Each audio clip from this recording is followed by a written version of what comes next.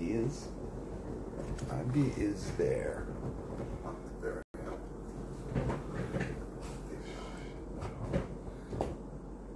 Goblin Feet, what's happening? Who the duck is this, and why am I sub? This was DJ Pan's channel for the old man, DDD, Dr. DDD. And I am Zolar, if you look it up. I used to do a prank call show on YouTube. I used to do it on Battlecam. I used to do it on Stick'em. I used to do it on Ustream. I used to do it on JTV. So I'm old. I've been around for a long time. And DJ Pans gave me this channel because it shows up on iceposeidon.live, which I'm going to check now and see if it did.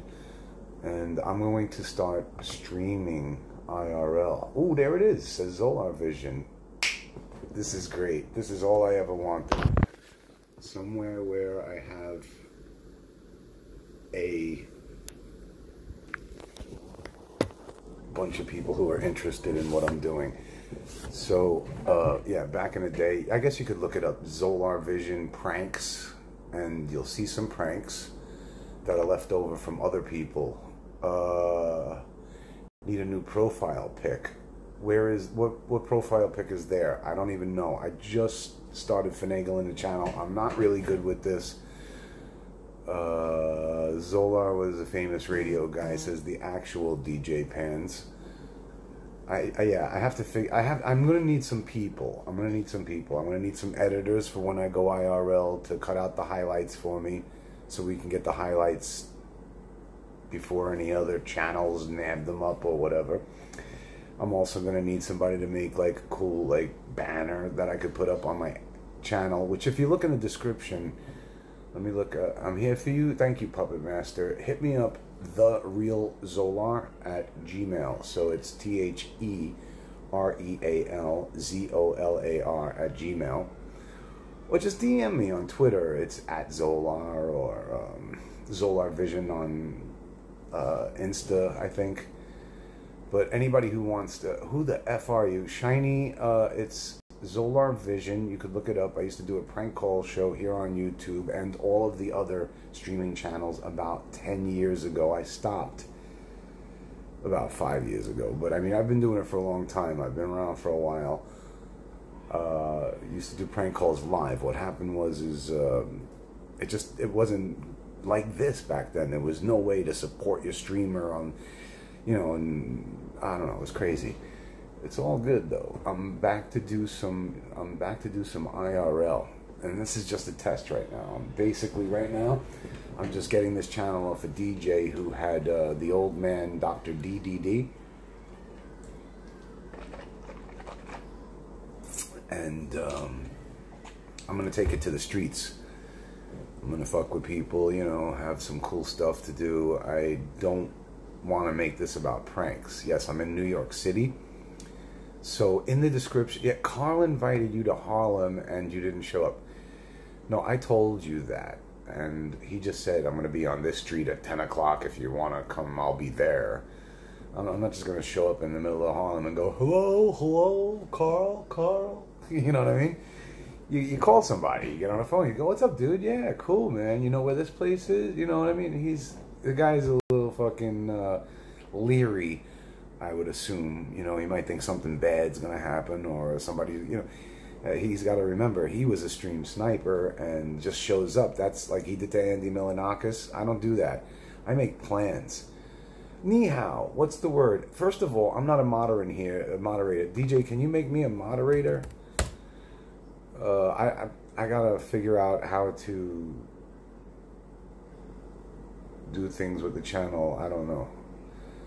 Is there anybody who knows exactly? Is the Nightbot working here? Is my merch channel hooked up here working? I gotta look down. Let me see. DJ's SJC Sloppy Seconds.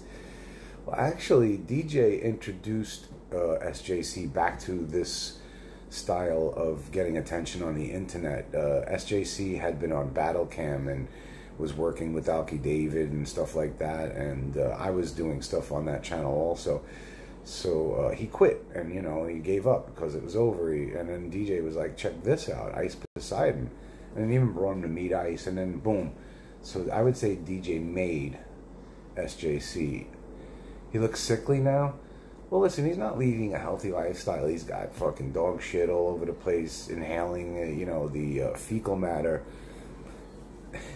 I don't know. I love the guy. Don't get me wrong. I love them both. You know what I mean? Like, and I hate to see, DJ dislike him and it's over, I guess, because, he's despicable now or whatever. He stood there and let, what's his name? Merlin. Whatever. Merlin did nothing wrong. Well, listen, if somebody called me out and doxed me and did this and did that, I'm sure I would have been as mad as Merlin too.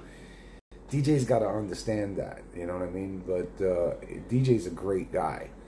So, like, you're in the streamer world and you want to create content and there's got to be controversy. You should never bring it to physicalities as far as I'm concerned. Like, I don't like what EBZ does, but I like EBZ. I like his music. I just recently gave him some information to contact, or my friend information to contact EBZ, who's in the music business.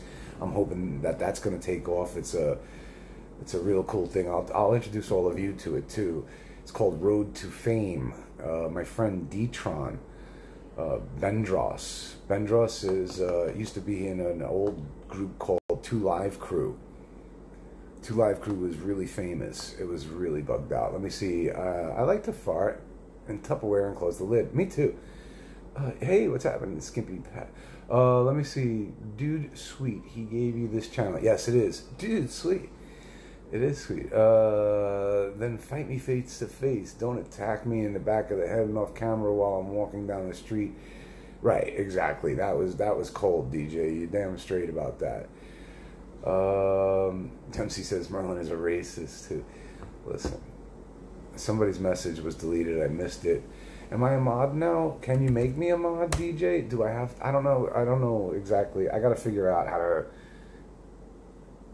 I don't know. How come I'm in here at Zolar Vision Live? I don't know. I don't get it.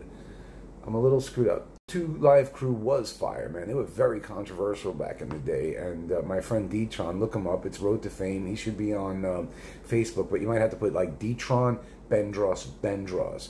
Or you put in Road to Fame. Check it out, and, add him with the Zolar thing so he knows that I'm, pumping his stuff, because he would like me to promote his stuff. I would too if I knew what the fuck I was doing. How many times have you streamed? I don't know. I was on another channel. You might see it in the description. That's what I want you to actually sub to, because I'm going to give DJ back this channel. It's getting on IP Live and .live. That's the reason why I'm here. So, and when the guy who owns IP Live will fucking put me on there from my real channel, I can give this back to DJ. But you logged into Zolar. Oh, so I got to log into this one? Yeah, DJ Pans is not even modded. Zolar is known in the ghetto. He will grow up a mile from Jay-Z. Yes, I did. I did grow up. That's right.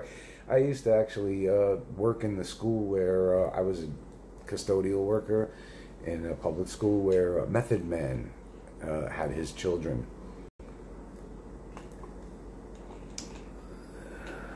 Yeah, I don't need to mod or on mod or anything. The mods that already have mod can do whatever they got to do. I was just wondering. Zolar is from South. Zolar is from Howard Stern. He is classic. He is classic. He's classic.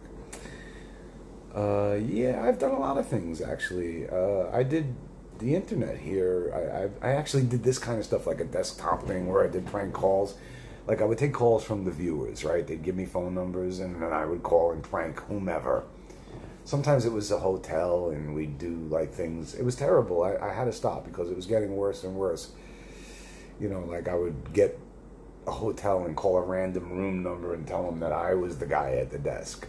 Be like, hello, hi, I'm the concierge, and I'm calling to let you know that your room needs to be vacated due to the fact that there is a pollution problem. So we have the, we'd move them out of the hotel and shit. They'd pack their stuff, and it was terrible. Or we'd call you in the middle of the night and be like, hi, I'm from wakeupcalls.com, giving you your wake-up call. And we're like, we didn't order no wake-up call. We're like, sir, it's a service that was charged to your telephone, $19.95. And they'd be like, fuck you, Stupid stuff. But there was a lot of prank callers out there doing some really bad things. Like they'd call the hotel and say there was a gas leak. Get a towel from your room. Stay in there. We want you to bash the window through so this way keep the air circulating in your room. There was some bad stuff going on out there. I never wanted to do that, so I kind of was like, let me back off of this while people are getting all types of arrested for fucking terrorists. It's all crazy. Zolar, you got to stream on the streets with Carl. His shows are classic. I saw Carl. I don't like the racial stuff, and you know, like he doesn't. I don't know. He's above the line that I draw. So you know what I mean. So I don't want to be around him when he starts getting the shit kicked out of him. I can't save you if you're wrong. You know, because I'd love to jump in and fucking fight with somebody just for being an SJW, but if you're out there yelling the N-word or fucking, you know, I wanna, you know, I saw him today. What was it? Where he did the reparations or whatever it was in the store. I watch him. I love it. All right, good. Red Horse. If you see the link down there, that's the channel I'm going to be using in the near future. It's my real IRL channel. As soon as I can get the person who owns this site, IP2, it's iceposeidon.live, actually, not IP2. That's the Reddit. As soon as I can get him to recognize that channel, I'm going to give this back to DJ. What city do I live in? I live in, oh, you must be talking to somebody else. That's DJ out there. Are you fighting with somebody, DJ? Seriously, man? I'm sorry I can't read all the chat because I'm trying to... It's like a fucking Air Force jet going over my house. Can't stand freedom of speech. So funny how you missed the free... Lost Gamer, listen, man. I'm not really reading everything completely, but Call with Andy Milanakis was historical. But what, have you seen him and he ran away? He should have had a better, you know, interaction with them that was longer, been able to hang out. Right away, Carl becomes just so... And then Andy's like, he's an actor or whatever, you know? Bane wants to fight you, but he won't reveal... Listen, don't let anybody fucking trigger you, all right? There's no reason to fucking start that. I mean, if anybody really hated you, man, they know where to find you when you're out. They can come right to you. You don't have to waste your breath and tell them. If somebody really wanted you, or me, or anybody, they show right the fuck up. You know what I'm saying? And they come to you. You don't go to them. Fuck that, man. Oh, he did raps with him? Oh, fuck, dude. I missed it then, Dempsey. I'm sorry. Dempsey's the man. He's been around for a long time. Troll. He's a long time troll. I hear you love to dox people. Figure it out yourself. Oh, you're talking to Pans. He doesn't dox anybody. Like, if you did something to him, then you're up for fucking grabs. If you go and fucking tick somebody off with your information, don't expect them to keep it, bro.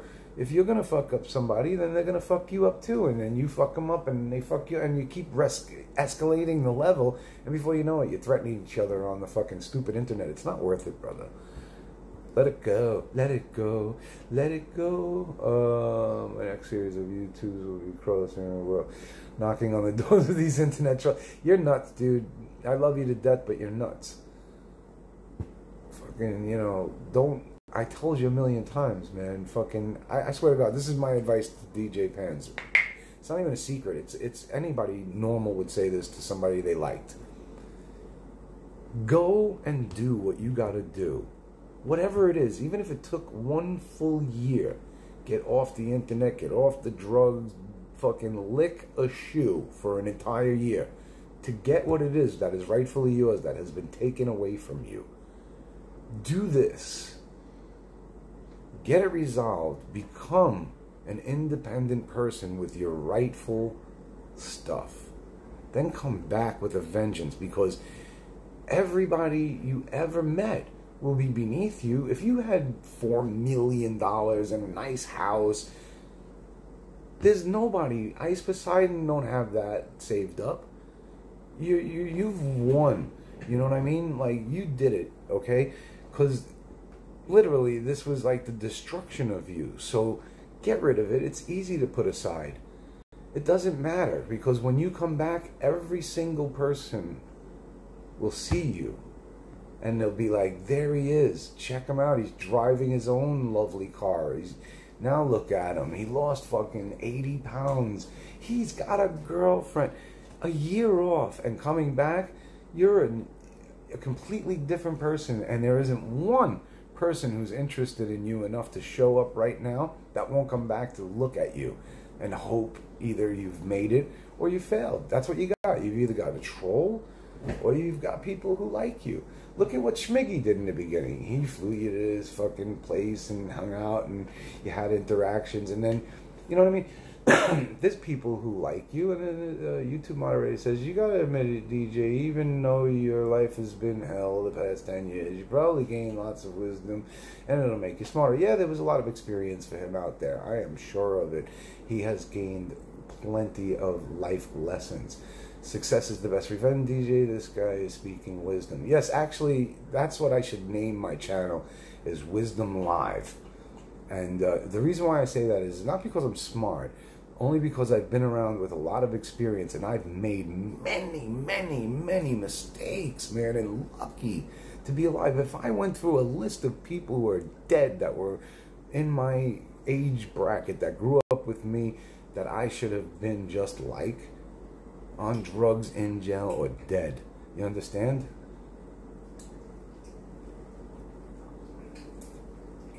How many accounts do you have? You're talking to what's his name. Stop talking to him, dude. You know what I'm saying, DJ? Seriously, stop ticking each other off. It's not worth it. It's just not. I mean, it's cool to have some kind of banter, but Zolar got pizza for DJ and drove him all over New York. DJ nodded off. That's okay, man. I don't care. I do all I can for the guy. This guy here is a stand-up guy. If you treat him right, he'll treat you just as well. If you treat him halfway, he'll treat you halfway. If you treat him shitty, he will treat you shitty. That's all I've got to say. And if it's going to be a battle, he's going to fight to the fucking bitter end and lose everything he's got in the fucking process. He's willing to fight you to the death. Even though, I'm not talking about physically, as well as I'm sure he would if he had the chance. He was not going to lay down and crawl up in a ball. I think that he'll fucking, you know, a rat in a corner will go for your throat. And DJ here is a stand-up guy. I literally lent him a significant amount of money, and he paid me back. You know what I mean? And not that he paid me back fast or he paid me back fucking double. He gave it back to me when he could. Man, that's fucking honorable, dude. You know, he has no real obligation to fucking owe me. You know what I'm saying? Dave Live waiting room, man. You remember Dave Live?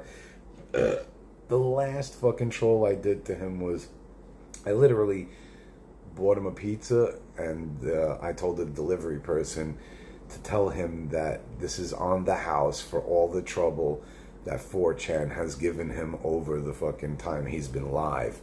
You know, for all the times that he's received all other kinds of trolls and everything. And he believed it was from 4chan, and he stopped streaming. He literally went to Alki and demanded like an absurd amount of money, or he would never stream again. And Alki never paid him, so he never streamed again. I fucked that all up. People did like to watch him, and I mean, I like to watch him for a different reason though. I like to troll him. Back then, I was trolling a lot. SJC, the douche of docs. Again, he will do right by. He's got the same demeanor as you know, because he loses his mind, and fucking if you're fucking with him, then he'll fuck with you. And he, from back in the day, was a troll too. That was just the nature of battle cam. So I mean, you can't blame him. But when you're popular, you have people hitting you up in your DMs, or back then you had private messages, whatever it is. Who am I? I am Zolar, Zolar Vision Pranks. If you look it up, I used to do a live show here on the internet where the viewers would interact with me over Skype. Sometimes I would bring them up visually for everybody else to see, or audibly they would call in and ask me to do pranks for them. Or they could send it through text message, and it was all free. And there was no way like Streamlabs to support your streamer back then. And if you weren't YouTube fucking monetized. You weren't even making money off of ads.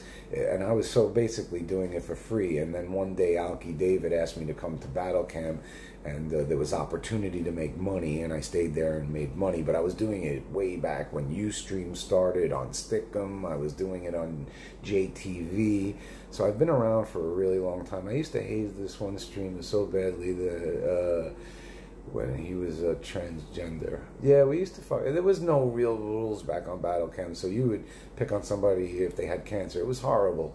I am an OG poser. I am an OG. Poses as Trump to the FBI.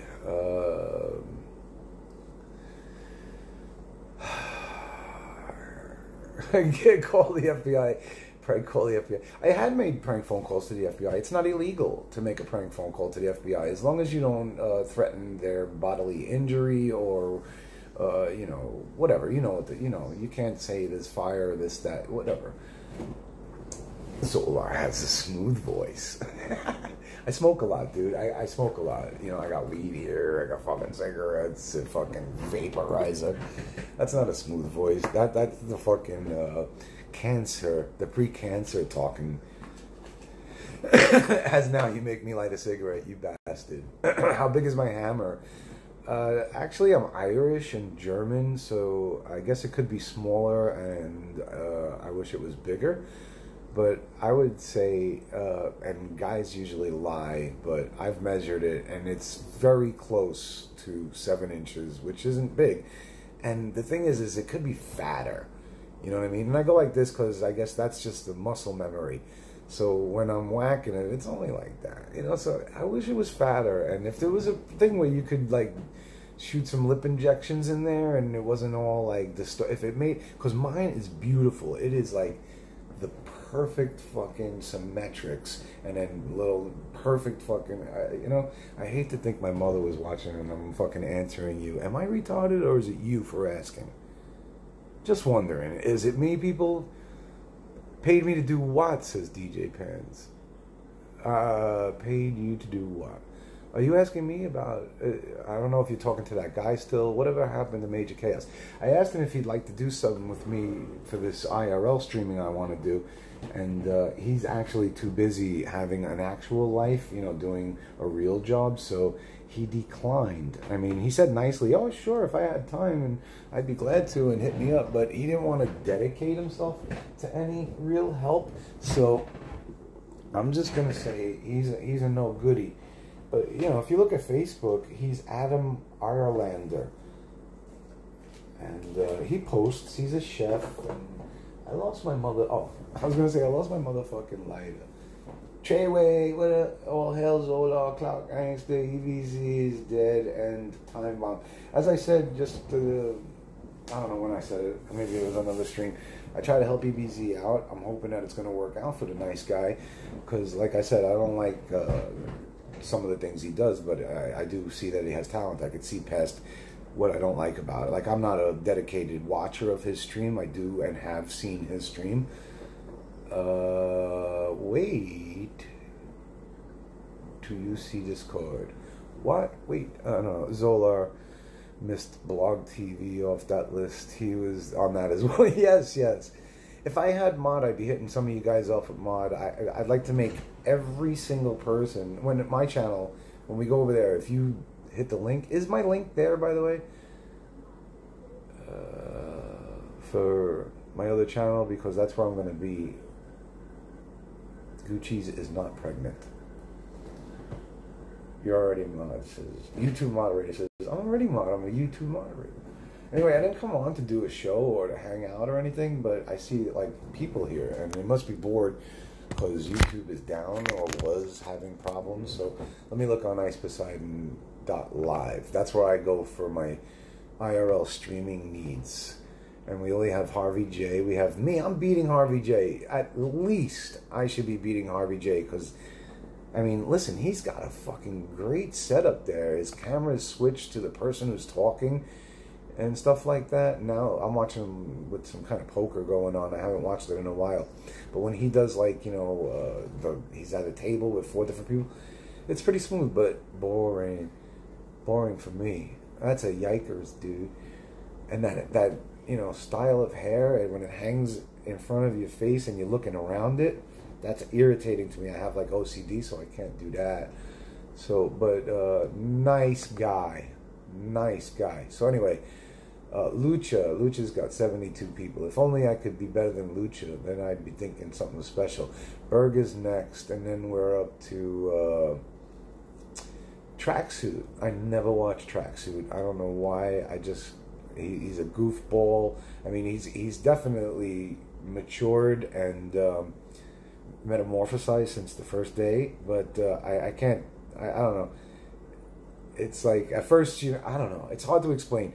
When he first started streaming, he was very awkward, and then he started to realize he's got to, put on an attitude, portray like a false bravado. Now he's living up to the false bravado, and it's all just very annoying. Oh my God, Pan, you're still talking to him? Charlie paid him to troll you? Do you agree that I stole all his event ideas from Battlecam, RV trip, prison stream, closet stream, boxing? Listen, Battlecam was not the first to do any of those things. We all created those ideas on Battlecam from ideas we already saw in the past. So yes, I do think they might have derived from that or other similar things. You know what I mean? Like, we're not the first to make those up, honestly.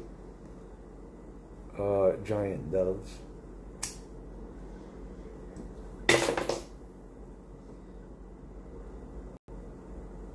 Yeah, it's getting boring after a while, just picking up the girls, and the same memes over and over. And I don't know, he's a living meme at this point. He's I don't know. It's kind of off-putting, but whatever.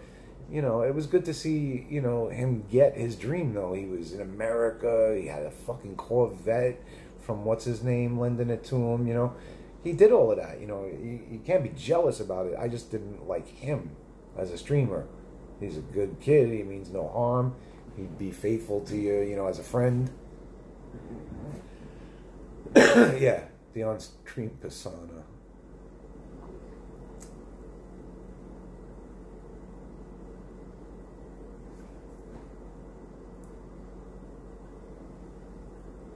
I'm sorry if I missed a few of the things that you guys chatted in there, but I can't read everything. I go off on a tangent, and when I look up like this, I'm looking at the friggin' screen that has the text on it, and then I look back over here, and I'm looking at my phone. Oh, DJ, do you know why I'm not seeing the chat in the phone? I have to have my computer open to watch on mute. So I have to watch it like you guys are. So I'm watching it in here as Zolar Vision. But here, I can't even write on Streamlabs is what I'm saying. Like, I can't write to the people in Streamlabs. Is it something I didn't initiate in one of the widgets or something? I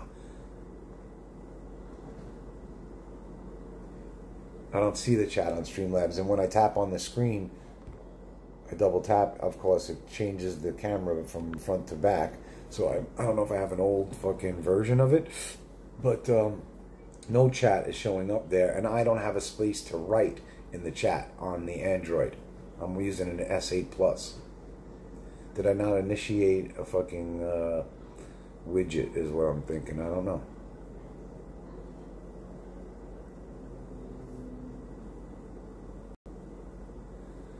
I don't have a relationship with Alki. He fucking misinterpreted me telling him what a good friend I was for blackmail. I asked him to lend me money. It was an insignificant amount. It was only like $1,500, and I don't do it. You know what I mean? I'm not the kind of guy. I just needed it for the moment. I had a client fucking screw me. He asked me to buy something for him for fucking $3,000, and he bailed out on me. And I had to pay for it because there was no way to return it. And I only had $1,500 in my account, and they were going to fucking screw me my whole account up. So I figured, oh shit, I know a billionaire. Let me ask him if he could just fucking skate me $1,500. I'm not even asking him for the whole $3,000 I need. So anyway, he didn't answer, and this went on a couple of times where I was like, hey man, it's coming down to the wire. If you're around, you might be missing my message. And he wrote back sorry and never got back to me. So I wrote back sorry. Is that how you treat a compadre, a confidant, somebody who would never betray your trust for something awful that you might have done in front of them? That's how you treat them? I said, even if you never gave me the money, I'm still a good friend of yours and never would do this to you.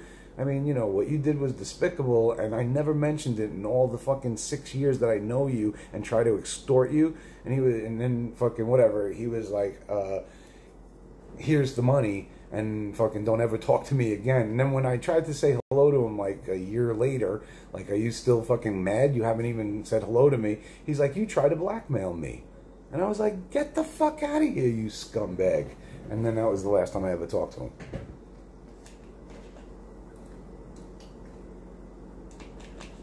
Yeah. Good question, by the way. DJ makes the world go round, the world go round, the world go round. DJ makes the world go round and everything will be fine. We were close, yeah. He brought me to his wedding. I've written events for his battle cam. I was the one who got the streaker to streak Obama. I got people to tattoo his logo across their foreheads for him. I crucified a man on a cross on Easter in his fucking Beverly Hills storefront window. He couldn't be any closer, I thought. $1,500, the guy fucking wipes his ass with that. Can you believe how you treat somebody like me who fucking never had, and I never made fucking Zolar was Lily's date. Yes.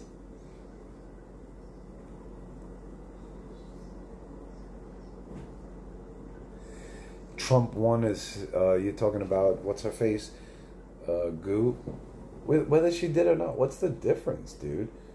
I mean, you're gonna get married one day and you're not marrying a virgin, bro. Somebody else will have banged her. And what's the difference who it is? A cock is a cock. She sucked somebody else's cock and you made out with her. You married her. Somebody else banged her and left her. You married her. So it's going to happen to everybody. We need drunk Spider-Man DJ.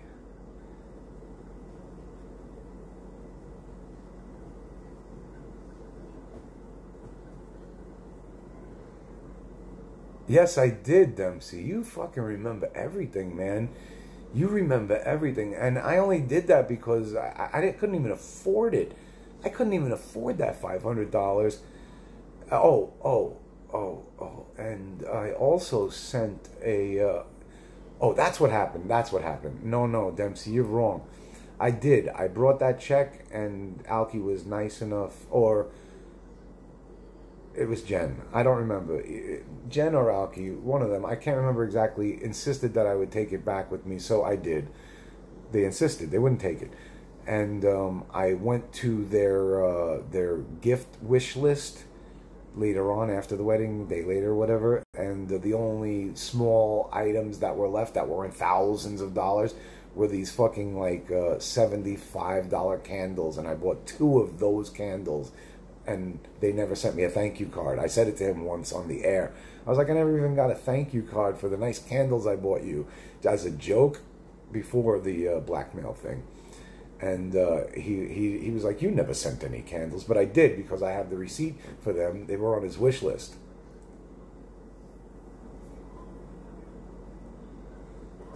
DJ's not a failed streamer, dude. You know what I mean? Like, he's been stifled by the fact that he's got to act a certain way in order to get through life. He can't be what he wants to be. Well, he'd be a fucking top streamer. You'd be watching him. He'd be more exciting than Carl. At least the guy has some fucking idea of, the lines to toe. No, he was successful. Between the time that, let me see, before Christmas... Right before Christmas, I started helping him. Oh, hey, go shout out that Rep Yo City, because I just seen a thing, something about shout outs or something like that. 49 people. Please put Zolar in that Repio City, whatever the fuck it is, with Detron Vendros. Let me see. Hold on. Let me see. Hold on. Yeah, it's REPYO City TV. I don't know where the fuck that is, but can people just fucking drop my name in there and let him know I got his back? That's my boy right there. He'll fly me out to Miami for content with you guys. I'm already hooking him up with EBZ. You might see EBZ out there with him. Carl is the king of New York IRL. Yeah, he is very good. I wouldn't stream with him, but I love to watch him. There's no doubt about that. Right before Hawaii trip and during the Hawaii trip, DJ was getting huge views. All right, so that's what I was saying. He made over $5,000 in that amount of time. You know what I mean? Like over $5,000. Like it was like right before Christmas until after the Hawaii trip. I was helping him with his PayPal. I know how much he made. So you can't tell me he wasn't a fucking successful streamer. Nobody makes fucking dough like that sitting around an office. You know what I mean?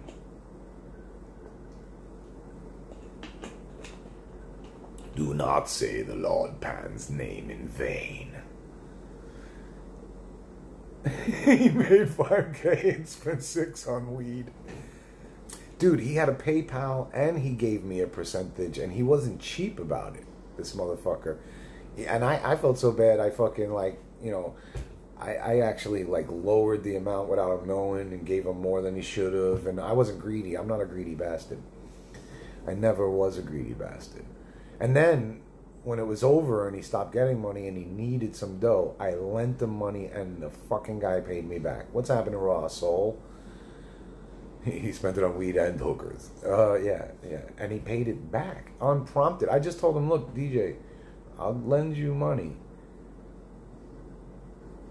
but don't make me ask you for it. And it took whatever amount of time, not very long. I mean, in reality. And he paid back completely.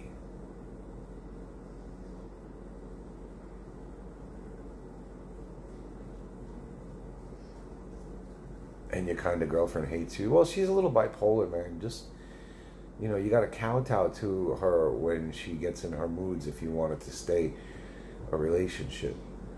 Motzi nods. Motzi nods. Nazi mods. Yeah, he did good, anti-buzz. I need a buzz. I need a buzz. I need a buzz, too. Let me get a buzz. Hold on, I'll get a buzz with you. I'm sorry I'm on my cell phone and it's fucking... I wonder if I could raise the motherfucking cocky duty poopy thing here. Hold on. I mean, I'm on, let me see, hold on.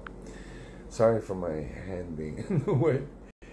30 frames per second. Let's try 60 just for the fun of it. And do 1080p just for the fun of it. Tell me if that changes for you guys.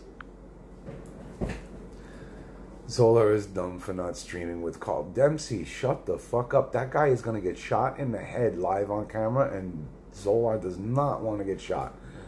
So smart, not dumb. Not dumb. He's going to get shot in the head, dude.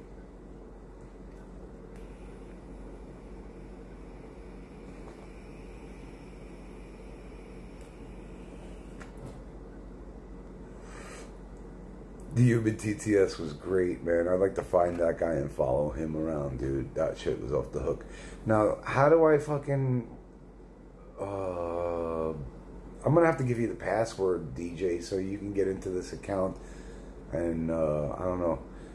But anyway, if anybody here knows how to make a banner for me, like, I'll give you whatever photos or whatever it is. Fucking, I need a banner made, maybe a new avatar or something like that, you know.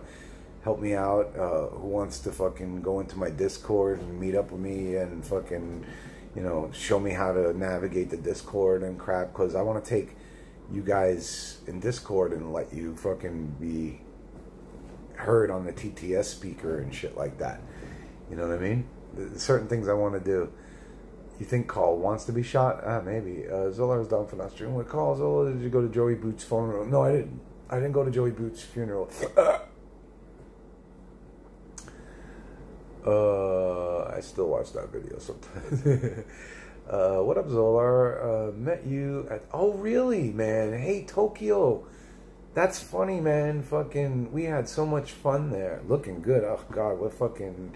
I shouldn't have put this shit in 1080 before. You were probably seeing me in pixelated was better. Hey, did any of that streaming quality change, or is it just too dark in here? Anyway, that was so much fun, that fucking shit, man. Was that like 20 years ago, really? I think that was 2005, so not 20 years. Come on, Tokyo. God damn it. Don't make me that old. I think Carl wants it. I agree. Imagine thinking that Carl is going to get shot. What a beta. You don't think he's going to get shot? You think that's beta? Listen, I live in New York, man. I would bat that guy down. I would get out of my car with my fucking baseball bat and break his fucking legs if he fucked with me. If I didn't know him. DJ, put some rollerblades on a lawn chair. Go around calling off black people the N-word in New York, you will be shot. That's right. Go try it. This is lame. At least give us a house tour. Well, there is nothing. I'm literally sitting in a studio apartment. It's called a mother-daughter-in-law portion of someone's private house. If I had my lighting system, I'd take you out in the motherfucking yard and show you all the shit we're growing and stuff, but that's boring too. I only came on to see if I could access the channel that DJ was nice enough to give me and make sure that I let people know that they should subscribe to whatever other YouTube channel I have linked, because that's where I'm going. I'm only borrowing this channel for right now. Carl is untouchable. He's a Brooklyn gangster, says Dempsey. You slammed the beer with Brian Phelan? No kidding. He's a cool guy. If Bjorn hasn't been taken out, then nobody has. Well, no. It's different when you see a foreigner say something stupid. Thank you for the sub. Fitness. How about fitness in your mouth, huh?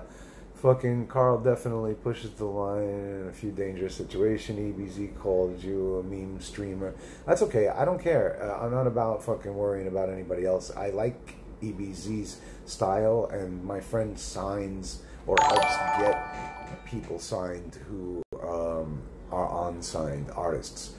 So I'm hooking them two up. I know I say it sometimes in a private. I shouldn't say it. So DJ fans, I didn't say it. People. Thank you for the sub. Call Miss Howard Stern. Yeah, another day I'll call her. Like DJ Pens helped him set it up. Zolar lives 2 blocks from Mob Boys. Yes, they got killed last month. 2 months ago. I actually could walk there from my house. I live in that neighborhood. DJ Pens. She did not kick him out. She's mad at him though. Zolar has said the N-word on radio to millions of people. You're right about that. Actually, I have. I don't do it anymore. I was bad back then. You know what I mean? People change a little bit. I mean, like, I was never a racist. It was funny. That's why Howard would put me on the air. Like Chris Rock was on one time, and I called him a burnt matchstick, and then I called him the N-word instead. But that's why Howard puts you on the air. He doesn't want to say it because he's the fucking millionaire. He wants to go, oh, don't say that, Zola. Oh, you're so bad. But then everybody freaks out. Thanks for the sub, Floyd. Squatters' Rights. Zolar needs to collab with Daniel Carver. My boss was killed. I think it was Data's niece, but yeah, good Sopranos episode. Squatting in Gucci's. I say booga booga. Back when the show was #1 in the world, everybody listened to Stern. Yeah. I even told the cancer guy live, right in Vegas. I was standing right next to him. It's not like I just do it over the phone. Joe Cancer. I was like, aren't you supposed to be dead? Why aren't you dead? Can you die already? Like, right in his face, man. Like, today I don't think I would like to do that. That was rough. I think he's dead now, of course. But, you know what I mean? Like, I know how to have a good time. And I can get into fucking scraps without being that fucking sadistic. Maybe I don't know. Sometimes I go into a fucking like it's kind of like a comedy coma. I like to call it like a comedy coma. I think I'm funny, so I call it comedy, but it's not. It might be a fucking a troll coma. But so it might happen again while I'm streaming live outside. It depends on how people trigger me. Howard Stern is PC. No, I'm not like that. I watched him.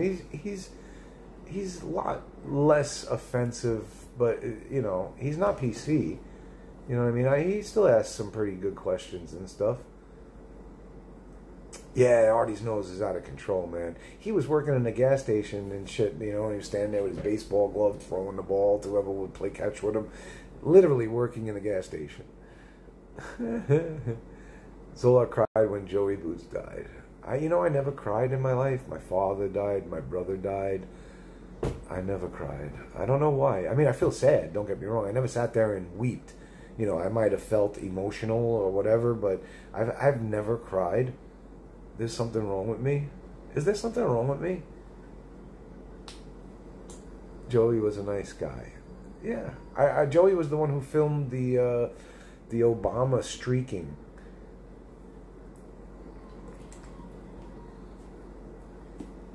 Cry. Yes. Is there really something wrong with me, though, that I've never wept? You need to cry. I do. I really feel I do. Nothing has brought me to tears. I was sad, believe me. I think maybe when my mother, God forbid, dies, I probably will weep. Because I think that she's the most precious thing in my life. But my father was pretty precious, too. Crying is a privilege. You need to seek help, I would assume you were saying. Cloud cries all the time. Cry on stream right now for content. I probably could make believe I'm crying and bring tears to my eyes. That's not a problem. I'm an actor, I guess. But, I mean, I'm not a trained actor. I mean, I feel I could act that out. But, I honestly have never emotionally sat down and cried like, I can't. You know, that has never happened. I'm crying right now. This is Cloud Cracks. Zolar, you still with Jen, the girl you lived with in Manalapan. What the hell is wrong with you? Why don't you give out the address, moron? Fucking Dempsey, you're such a troll. No, I'm not. She lives in Chicago. This is her house. She sold it to the people who own it now. I still live in the side apartment.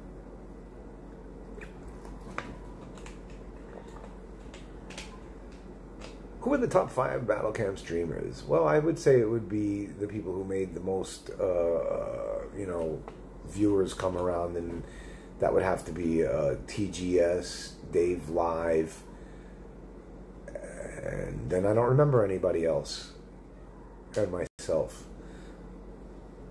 And Zolar cried when Jen dumped him. No, nobody dumped anybody. We were not a relationship like that.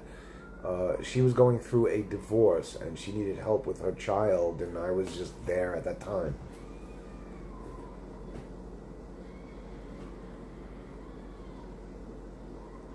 Joe Wisdom, right. Yeah, he was good.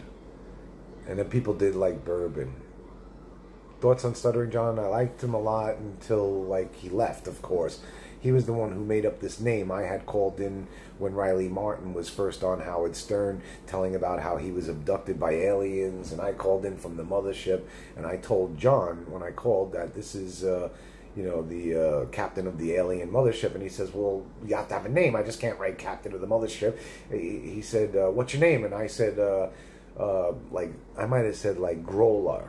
And he said, Zolar? And I was like, yes. He was like, Zolar? And he stuttered. So it was like, Zolar? And I was like, just to make it quick, I was like, yes, Zolar. And then that call was good. And then every other time I called in, some people would say, whoever was there, Robin would say, that sounds like the captain of the mothership, Zolar, who called it. Zolar, is that you? Howard would say, as I was calling in for something else days or weeks later or whatever. So that's how the name derived. So do I like Stuttering John? I liked him on the show. When he left, it was over. Do a prank call right now. What the fuck is wrong with you? I don't want to do a prank call, but I will if I had a number. Let's see. Let me see if I can get... You dumb dick. I can't see you in the chat anymore, so don't anybody say anything to me, because... I can't see you now. I have to go look to see if I can make a call. But who the fuck am I going to call at this time? Where is the calling thing? I'm supposed to have, a thing to call with here. You got me all fucked up now, man. Hold on. Oh my god, I can't fucking believe this. Who asked me to make the call now? Fucking ban them from the room. Make a call. There it is. Alright, now I need a phone number. So how are we gonna do the phone number thing? Oh, now I gotta go look at your damn fucking chat to find the phone number. Don't put a phone number in the YouTube chat. Call Paul Danino, he's crying. He won't answer his phone. Alright, let me just call Paul Danino's number. Hold on a minute. We'll call Paul Danino and see if he's crying. Hold on. Contacts.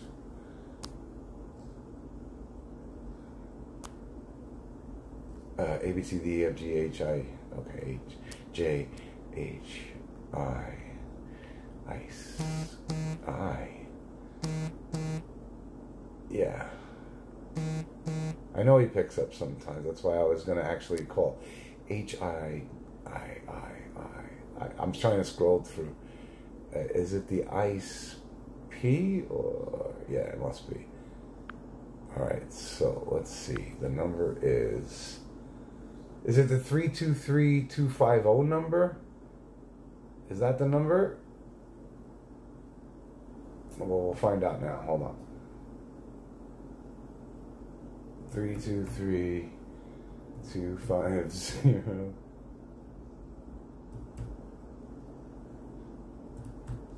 Okay.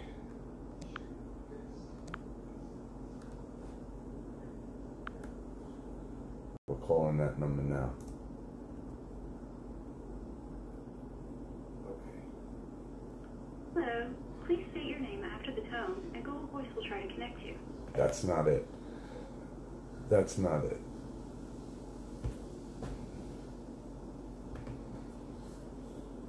Oh, you sent it to me? Hold on. Oh, I see. Yeah, it is the 810. All right, let me try it again. Hold on. I think that was it, and he doesn't even have his voice on it anymore, Pans. Wait, hold on. Make a call.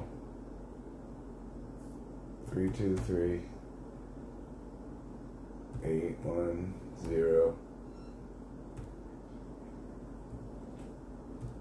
Okay, here we go. Hold on.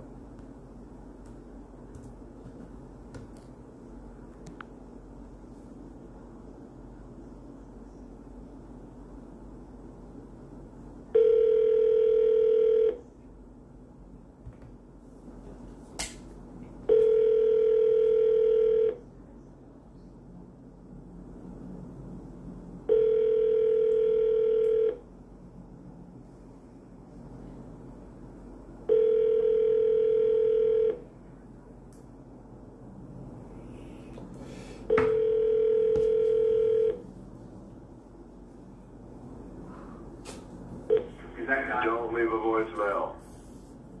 The mailbox is full and cannot accept any messages at this time. Goodbye.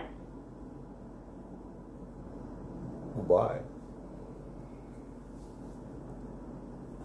Well, when was the last time he was on?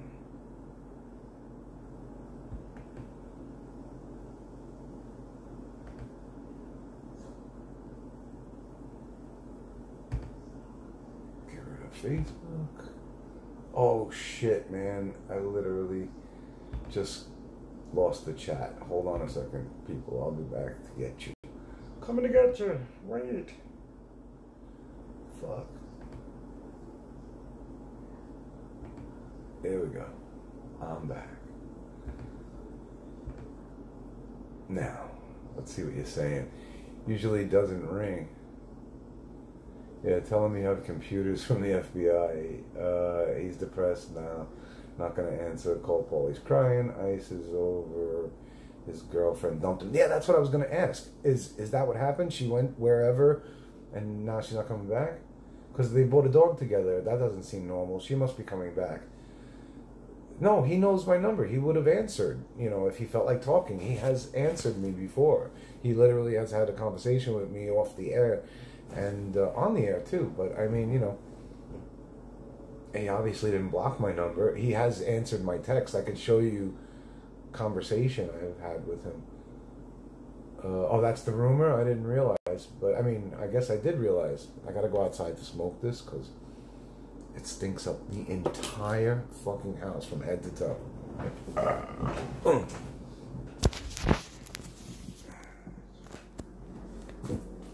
ooh, ow, ooh, ooh, ow, ooh, ooh, ow, ooh. Oh shit, is it raining? No, it's not raining. Oh my god, I put on the light. There we go.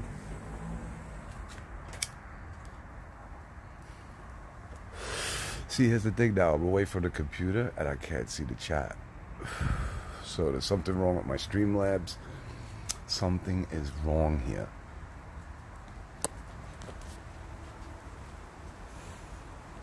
See this thing right here? It goes all the way. It's like a trestle I built for these things called gaguts. Gaguts is a water squash. They grow as long as baseball bats and hang up there at the top of the fence. See? Top of the fence? That's the mailboxes over there. That's not a bus stop. Yeah.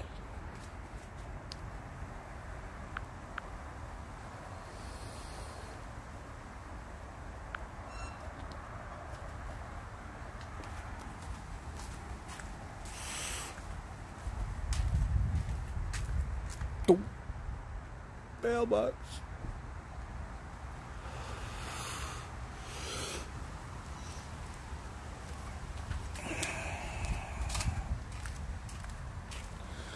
The Zolar mobile, dude. Every time I wash it, it rains.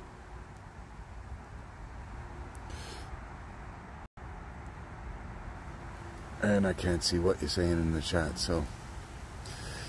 See the back window? It's blacked out, and then the passenger rear windows are blacked out, but the front ones are at like 20%.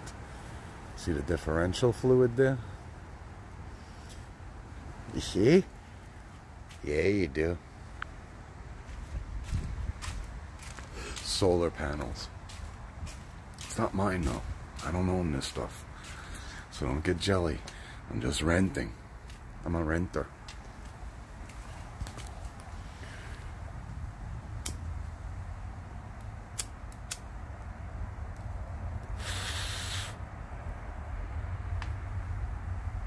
I wonder if I could put this fucking flashlight on while I'm streaming. Nope. I could have took you in the yard. It's too dark.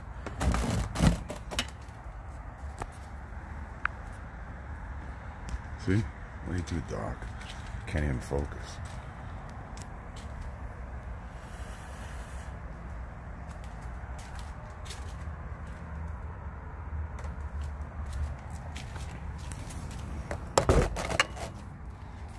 Fucking dog.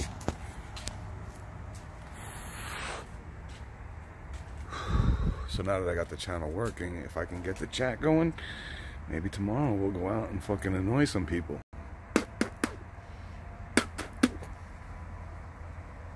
We'll find some people with talent. We'll do some funny stuff, some real nice funny stuff. But I'm sure there'll be some people who are offended though. There's always somebody who's offended. You can't take it when people are offended. Why are you offended, bro?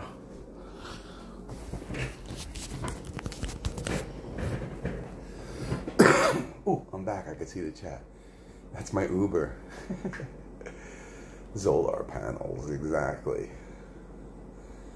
Imagine having 42 people and 90 being insanely dangerous. Imagine having 42 people watching and 90 being insanely dangerous. I don't get that. I'm sorry. I can't folly. You need Major Chaos. Totally, I would love Major Chaos.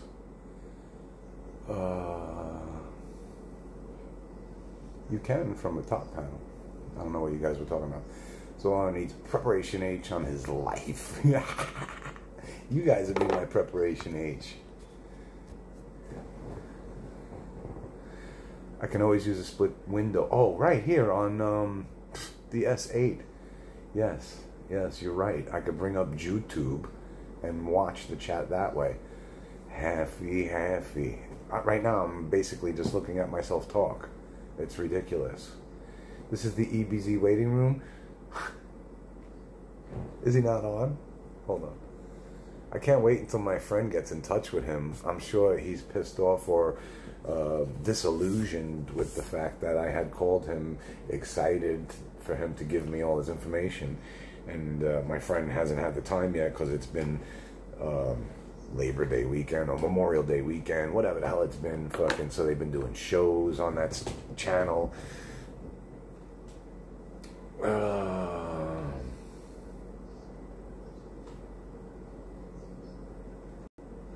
Yeah, split window. Thank you. I have to figure out exactly how to do that, by the way. Let me see. First of all, I have to go like this. Get YouTube up. Okay, I got YouTube up. I have to subscribe to this. Wait, let me get rid of YouTube. Get rid of YouTube, get rid of that. Bring you guys back up. I'm going to subscribe to this channel and hit the bell. So this way it's in my thing when I go to YouTube. Because I don't even know what this channel is right here. DJ gave it to me to get on iceposeidon.live. So this way when I go IRL. EBZ is a very ungrateful guy. He will turn on you for trying to help him. Nah, I don't even want anything out of it. It's not like, oh yeah, well, you know, fucking you owe me and shit. Because, like, if my man fucking finds something in him before he writes the contract, he'll automatically write me in for a percentage of a finder's fee or whatever it is. That's the end of me. From there on out, they make money together. And then if EBZ is grateful for becoming something from it in the future is completely on him. And I would never hold him to it. Like I never held Alki to it. You know, I might ask him for a favor. If he turns me down, I'll be like, so that's the way you treat somebody who fucking made you. Because I made you. Because at least I'll be able to have that to say. And that ain't a bad thing. I made you. Thank you.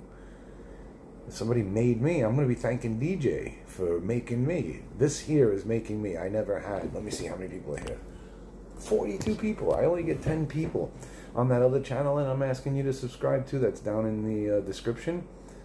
I have less than 400 subscribers, and when I put that shit live, 10 of them come.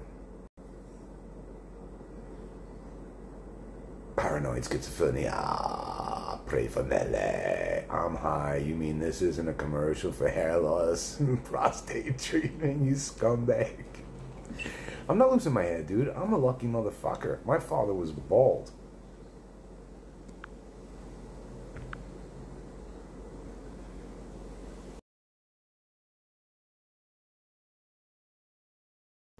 See how I muted that so you didn't have to fucking hear me cough? Mate, you rate just described. That weed was good. Subscribed. Rogaine. Rogaine is that hair loss shit. I always show up to show support. So, hey, Dempsey, that's why you're a fucking mod in my other channel. Once I get control of the channel, I'll mod you here. I mean, I just hope you don't fucking, for goofs, you know, just throw out the good people or do something to make people leave. You know, it's fun to trash me. But don't trash the viewers that are sensitive. If you see somebody sensitive, don't keep triggering them until they go away. I'm really looking to build a community, a real community. I mean, you know what I would do, dude? Like, I'm in the golden years of my life. I'm in the golden years of my life. I'm literally gonna die one point real soon. In your lifespan, depending on how old you are as a viewer, you might be here for my death, and I might die on camera. I might get hit by a bus. I might have a heart attack. Right the fuck live, dude. I want to stream my life. I never been outside the United States. If this channel builds into a community, right?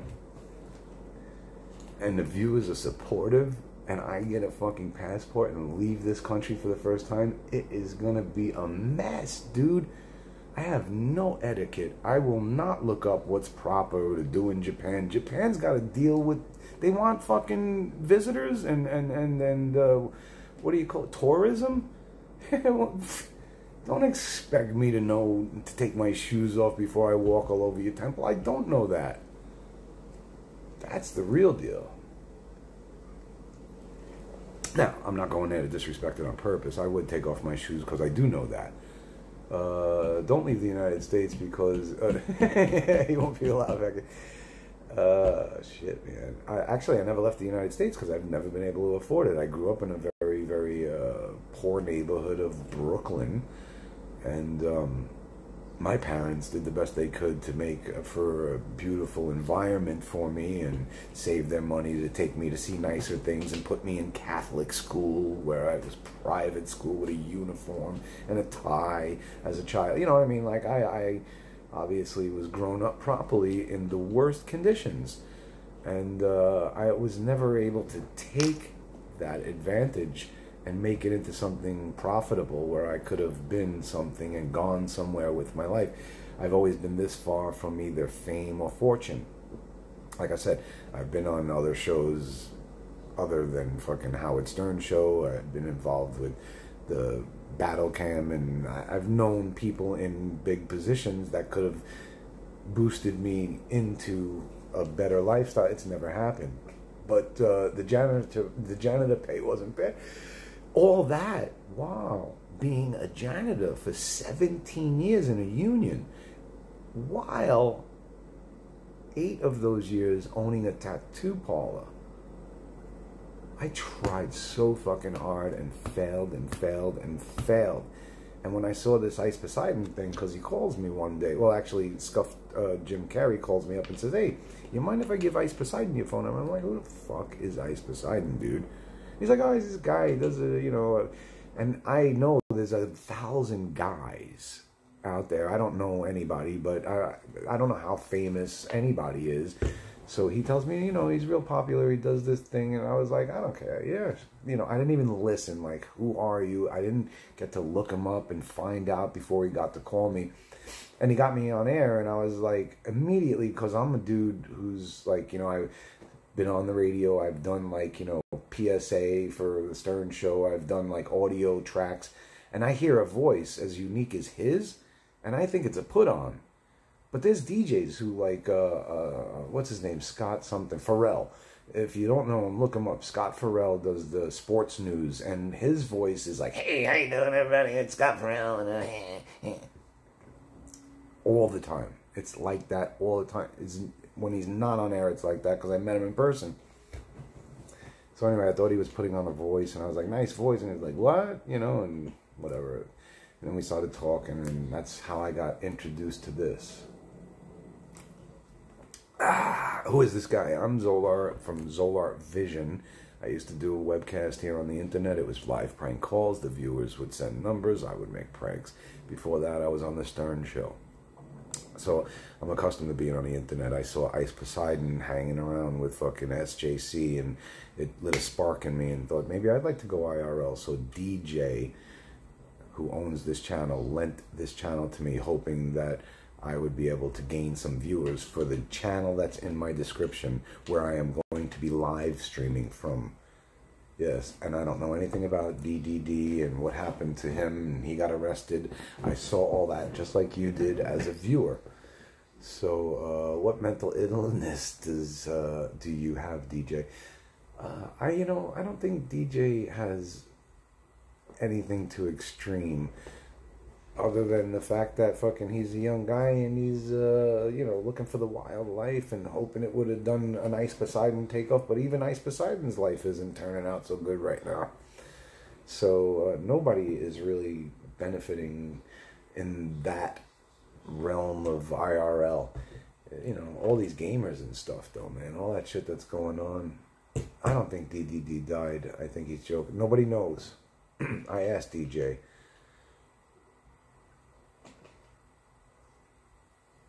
Oh, you were a clown crook on Battle Cam, dude. That's cool, Doza.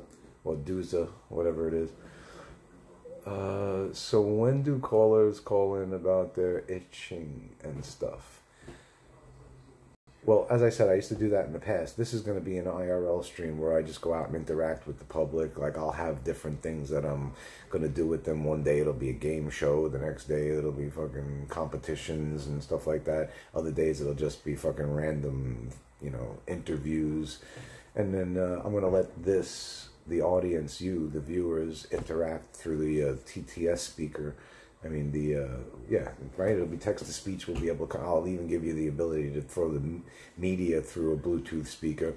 But I'm not looking to be racial or like, you know, if we're around a bunch of Hasidic Jews, I'm not looking to throw the Hitlers up. It's not funny. You know what I mean? Like, I mean, maybe it is funny, you know what I mean? But that's racial, and I can't do it. You know what I mean? It would be funny if it was done tastefully even. I mean, like, there's Jews that made black jokes back in the day. If you go back and listen to Don Rickles roast fucking the guy with one eye, what was his name, the black guy? Oh, God, it was horrendous, the things he used to say, you know? But it was funny. People laughed. People had a sense of humor. It wasn't so bad, but can't do that these days. But we could think of other things, I'm sure. You're creative out there.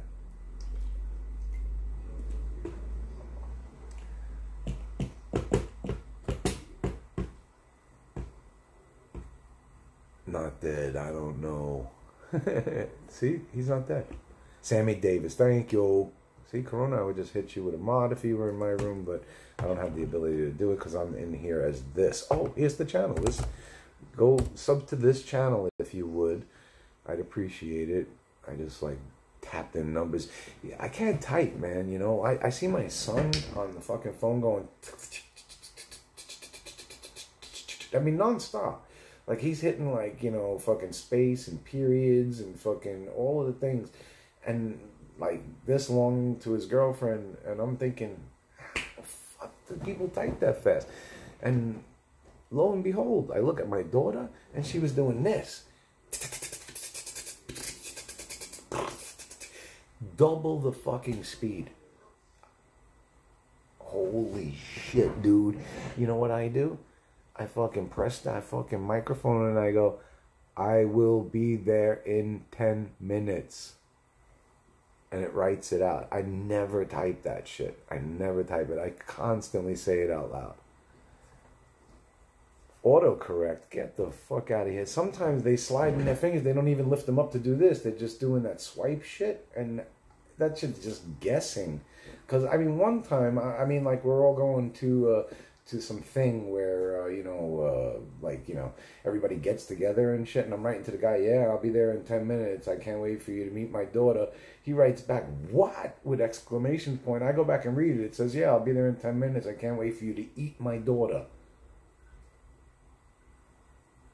I mean, and the guy can't even figure out that I'm saying meat. You know what I mean? Like, autocorrect my ass. It never works for me. Old people are old.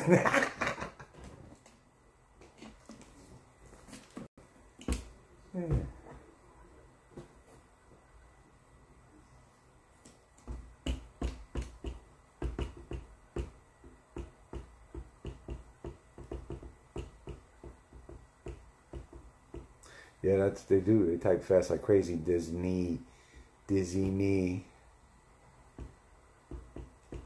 All right, so that's it. Basically, this was the trial to see if I got access to the page that DJ was nice enough to give me, that he was using for Dr. DDD, who we don't know anything about since he's been brought to the police station on his knees that time. I am Zolar from Zolar Vision, and if you look it up, Zolar Vision. See, that's how I type. See, did you hear that? I'm pecking and hunting just to write my own name. I don't even know how to do that. Right there, the channel that is associated with what I just typed is where I'd like you to subscribe. Don't leave us. What the fuck? You really want me to sit here and talk? I'll talk. I'm trying to read the chat, but nobody's like giving me a topic or anything.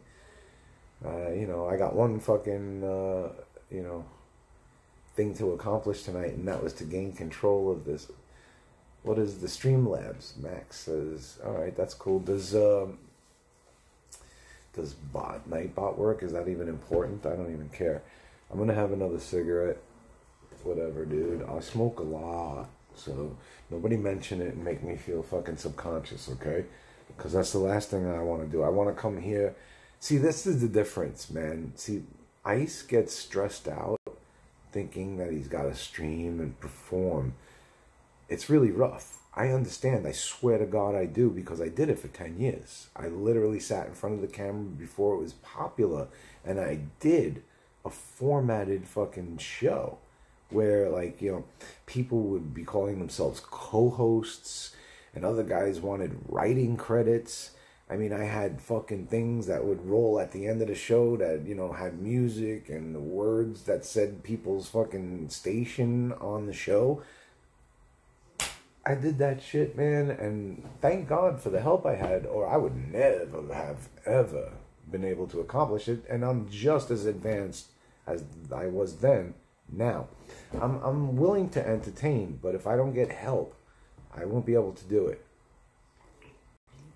So I'm going to need a crew, like an inside crew, people that I can trust and shit, you know what I mean? So if you can hit me up on Twitter, which is at Zolar, and I think Zolar Viz on Insta, perhaps. And I'm not even sure. It should be in the description, though. Some way to contact me should be in the description. And if anybody has interest in fucking, you know, building something that could work, then that's the way to do it. You better help bring Zolar back. No, he's got other shit to do. He's trying to make his own life work. He was nice enough to do this for me. As I said, I lent him money, and the fucking guy, unprompted, pays me back. Come on, man. You can't say that this guy's a scumbag. You know what I mean? If you do something bad to him, I'm sure he'll try to do double back to you. That's how I feel. One good turn deserves another, you know, fucking an eye for an eye is not good enough for me. It's like you fucking draw first blood and I am going to fucking execute you. DDD, by the way, Cheech. DDD's channel is been surrendered to... Ooh, it's DJ. Let's see. It's gonna be hard for you to hear me and him at the same time. Sorry. Yodels. Yo,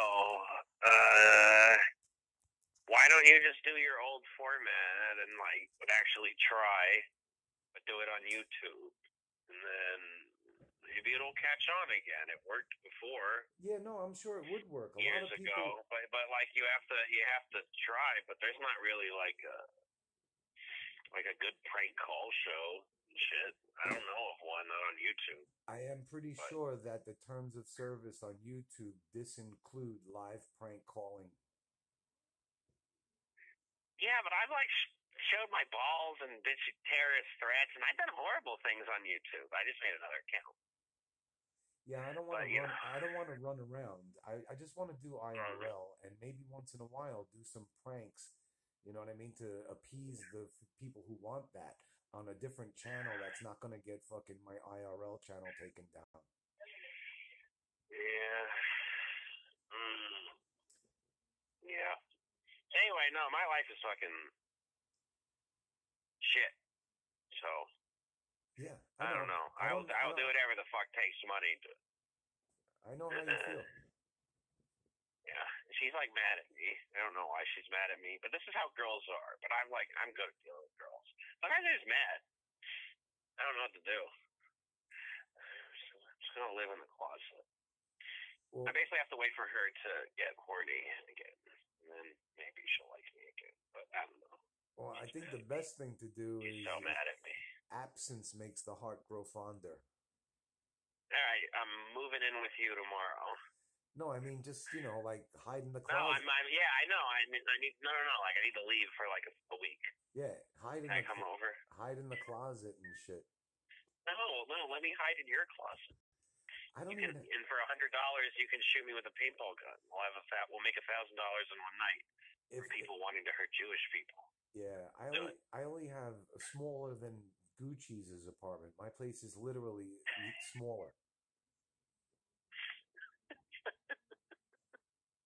It's okay. Absence. All right, I'm gonna go in the closet. Yeah, get a I'm gonna sit in the closet, and I'm basically just gonna get a boner and wait for her to pop it. Yeah, no, hang out in the bathroom until she needs it. Yeah, and then, whatever it is, just stay out of sight as much as you can. Oh, I met her mom today. How's that? It was weird. I met her mom. It was like a fucking like. She's like what? It's like a hippie chick, dude. Like I wasn't expecting it. She had like tattoos and like just like dressed up like she was in California. It was really funny. Wow. I like her. Yeah. And her dog is back too. All right. Okay. Papa. Oh. All right. I don't know what I'm doing anymore. Let me ask the chat. Are you able to hear DJ and me okay, or is the speakerphone muffling the audio? Because I could put a headphone on and maybe you wouldn't hear DJ at all. I don't know how that works. Yeah, I think it just hears it through the microphone. So, Oh, I don't know. wait, they're saying it's okay. I call people some. Yeah, they can hear me. Gucci's. Oh, wait, you can actually hear me. Hi, Gucci's. And goodbye. I'm going to the closet. I'm actually locking myself in the closet now. Well, are you gonna? No, I'm literally living in the closet. I'm inside the closet now. Let me know when I can come out. That's perfect. Might be a while. See, you're accommodating. That's nice. I'm telling you, I don't see how anybody could not I like do you. everything she fucking asks me to, man. I do everything she asks me to. Yeah, I see that trait in you. You would be a good I'm talking to Zolar. He was the guy who has a channel I was setting up. He's streaming, though, so people can, like, hear me. No, but he's, like, streaming so they can hear my voice. So, like, my voice is on his stream, but, like, I set him up. He used to be on Howard Stern. You know. Oh, she saw you on Hyphonics. She knows who you are. Oh, yes. And yeah, she knows Hyphonics who you are. Tell her, Hyphonics hung up on me because I said I ran over somebody with a car. She said Hyphonics ran up. Hyphonics hung up on him because he said he ran someone over with a car. Were you joking? No, I was going to explain to Hyphonics that the guy was trying to attack me, but Hyphonics thinks I did it maliciously and hung up on me. So he thinks you're a murderer now, and you'll never talk to you again. Not only him, but a very large audience that was watching. Oh, so that makes you look really bad without being able to explain the context. Right, he cut me off. And so you know what that feels like now, because that happened to me, except to a huger audience. Now everyone wants me dead, even though they never really got to let me hear my side of the story. Yes, Cheech. Well, that sucks. Wait, hold up! You ran someone over the car. I never knew about this. He's trying to attack you, and you ran him over the car. Well, what happened was I was at a red light, and the guy came over and thought I was a taxi cab driver. And he jumps in my car. Your car doesn't even look like a cab. You're like an Uber. Okay, he gets in your car, and then what? And I was like, dude, I'm not a taxi. And he pulls out money. He's like, dude, just take me 5 blocks from here, anywhere, but get me out of here. Okay. So I figure somebody's going to be chasing him and hit my car with a bat. So I peel out and I take him 5 blocks away and fucking, I say, get out. Get out. He's like, no, take me to this address. I'm like, I just told you I'm not a fucking taxi. Get the fuck out of my car. Oh my God. Jules, hit me. Sorry, I was listening to you. She's like trying to punch and kick me now. I'm scared. Okay, so you told him to get out of the car, and then what? So he says he's not getting out of the car. So I pop the trunk and I go around the back and I get my axe handle and I open up the back door. And I poke him in the face. I poke him in the face with it, and his lips start to bleed. So he gets out of the car and he starts swinging at me and shit. So fucking yeah. So I hit him with the fucking with the axe handle, and he went down. So I got in my car and I started to drive away, and he kind of like stepped in front of the car to stop me, and I just kept going. He like rolled over the top of your car. Yeah. You like hit him and he rolled like all the way over it himself. Well, I think I kind of ran his leg over. He rolled under it. Oh, well, fuck this guy. He's a fucking asshole. Yeah. You even like drove him the 5 blocks and he still doesn't get out of the fucking car. Yeah, so I just took the end. I just took the end of it and I bopped him with it in his lip, and he got out and we were fighting and shit. I think I ran his leg over. Then you should just fucking finish the ride. You were already fucking 5 blocks into it. No, he wanted to go. Maybe that would have been easier than like attempted murder. I don't know. No, I was afraid for my life. I had to flee. Yeah. Well, no, it's fucking some weird dude in your car, man. Why are your car doors just unlocked, by the way, and someone can just get in your car? Like, shouldn't your doors be locked so that can't happen? Yeah, you could rest assured that. Yeah, he was in New York. He was telling the story of how, like, the story ran this guy over the car that tried to kill him or something. In New York. You want to go to New York and meet Zolar Gucci? Forget about it. She wants to meet Carl. She doesn't understand that Carl is like, I don't know. Does he really run around New York and say the N-word to people? Yeah, he says it a lot. Today, he does. Today he was in the store with a black woman, scrubbing, showing her how he scrubs the floor, and he wanted to go back to her house and make up reparations for white people owning slaves. Wow, that's pretty outwardly racist. I would say. That's not even like really like in a funny racist way. That's just like racist. The lady thought it was funny. He got lucky and found a really nice lady to do it to. Yeah. But I mean, like somebody who wanted to make an issue of it would have. Yeah. Oh. He was going around up to this black woman. He's like, "Is reparations for slavery? Can I like help you or something?" And they thought that it was okay, but like, yeah, it's on the line. No, well, she knew that they were recording, so she played along. She was like, "Well, how do I know you can wash the floor? You know, how do I know you can wash?" I say, can I repeat what you just said? Yeah, go ahead. Actually, I don't want to repeat what Gucci said. It was mean. It was mean. It was funny. Sorry. I can't believe she said that. Oh, Jesus. Yeah. Anyway, I'm kind of rambling. I'm glad you have some viewers, though. Whatever. It's working. Yeah. So anyway, I just wanted to make sure I had control of the channel. Why don't you go live? Gucci's won't let you? No, I'm not allowed to go live anymore. I can't stream in the apartment. Oh. It's a new rule. Okay. Yeah, she's right. So that's okay. Yeah. So basically, it's like Dr. DDL again. No words in this room. You can't do anything. Well, happening all over again. You know, if they know happening all over again. If they know the location and are fucking sending people over there for strange reasons, then it's not worth it. No, there's no one who knows it. Oh, so then what's the problem? No, I don't know. She wants me to like get a job and like just be normal. Oh, dude, she's right. You don't want me to stream in the apartment anymore. She's right. Yeah. Wait, I'm like trying to intermediate conversation. What did you just tell me to tell him? What did you tell me that I didn't like hear what you were saying? What did you want me to tell him? Like, no, literally like 2 cents ago, you asked me a question to ask him.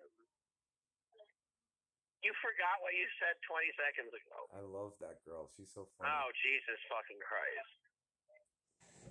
I know, but like you asked me a question to ask him, and I didn't have a chance to ask it to him. But now you don't remember the question, so I guess we'll never know. Oh, Zolar says she's a fan of you, and he thinks you're funny. Ah! Oh, she smiled. No, that's the first time I've seen her happy like the whole day. Oh, now you can hear me. See, she has the headphones on all the time, so now I don't know if she can hear me or not. I know, but I still can't tell if you can hear me. She does some funny, anyway, I don't know. She does some really funny IRL.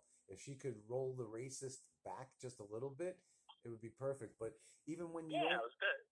Even when you don't roll back the racist, people want to call you a racist. That one Mexican girl was like, "You're mocking my familia. You're trying to mock me." I know. He said he watched the. Now I don't know if you can you hear me? He said he watched the stream where you're like on Cinco de Mayo, and he thinks you should do more IRL, but maybe tone down the racism a little bit, but just like do it without the racism.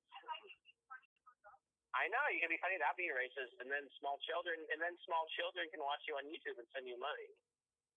You won't be like a 21 and up. I mean, listen, DJ. Well, the idea is to appeal to everyone. She's got more balls. No, I know, but she's got more balls than any dude streamer that I watch, dude. That girl was saying, "Say bitch again. Call me bitch again," and she went, "Bitch."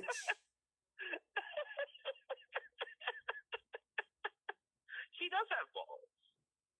That's why she's very spunky. I told her she has spunk, and she got mad at me because she didn't know exactly what that meant. But then she looked it up. She's like, "Oh, that's a compliment." I'm like, "Yeah, you got spunk, kid. You got spunk." See, now I don't know if she can hear me or not. Does she has like these headphones on? Are you in the closet? Are you in the closet? No, I'm not in the closet. I'm outside. Do you want me to go back to the closet? No, all she wants.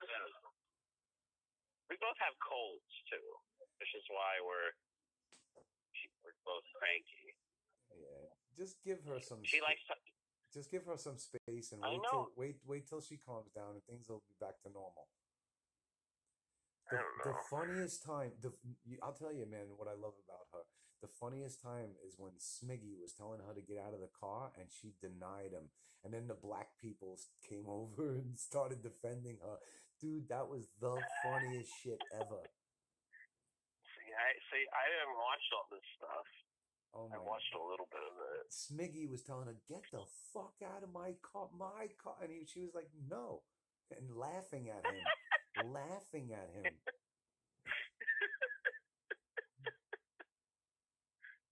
Oh man, yeah, no, she's got balls. She hasn't really like turned on me. Look, she needs to put you in the closet for at least fucking 2 days and only feed you like maybe every couple of hours.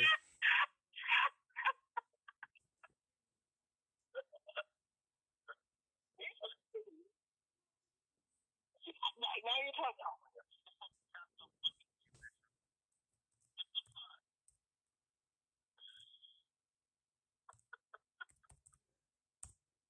And stream that shit, and the viewers get to tell her what to do to you every hour. They do a straw poll on what we want to do to you, and for free. And fucking the audience gets to say on the straw poll if they want to dump water on you or piss or whatever it is. This is what I've been telling.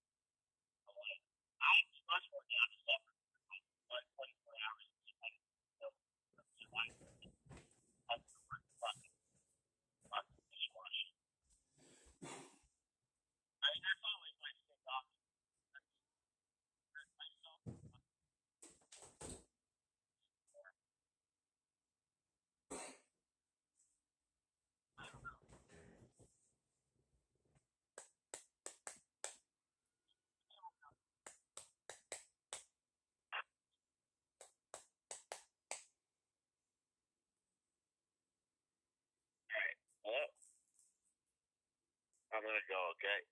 Bye. So that's DJ and his life with Gucci's. I'll tell you though, she's a good streamer, as good as Carl. And Carl is my favorite streamer when he's streaming to watch. I would never hang with him personally, but he's the one when you like the kind of stuff that Ice used to do, where he would trigger people and there would be possible fucking violence. That's the guy to watch. But that happens regardless to how nice you are. There's always somebody out there who would like to get in your face. Did you read Howard's new? No, I didn't. I didn't read any of his books. I have his other books all signed and shit. I don't know where they are. But, I mean, one's signed to me. It's away in, like, whatever boxes or shit like that. I even have his CDs signed, not opened.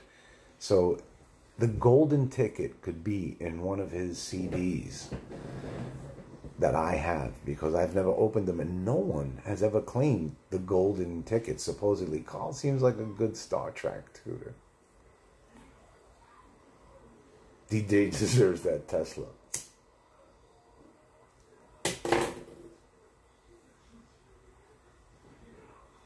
He did give the Tesla back, I think. I don't know what that guy is going to do with a Tesla. I don't think... Can he drive? He seems to be, like, a little bit shaky.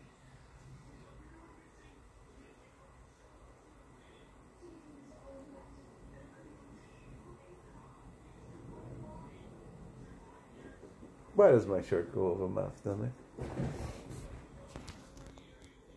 Anyway, so... Anybody who just got here, sub to the channel that's in the description. That's going to be the IRL channel. I am going to do IRL on this channel, of course. Stay sub to this channel. But I'm going to try to build an audience, migrate them over to my fucking IRL channel. Hopefully, eventually, the guy who owns iceposeidon.live is going to put my IRL channel up on the list of fucking streamers, and then I won't have to use this channel that DJ owns.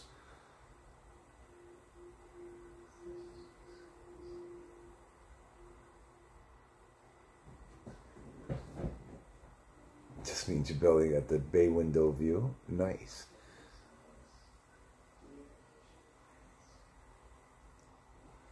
A retracted message, Itchy. Did you do that yourself?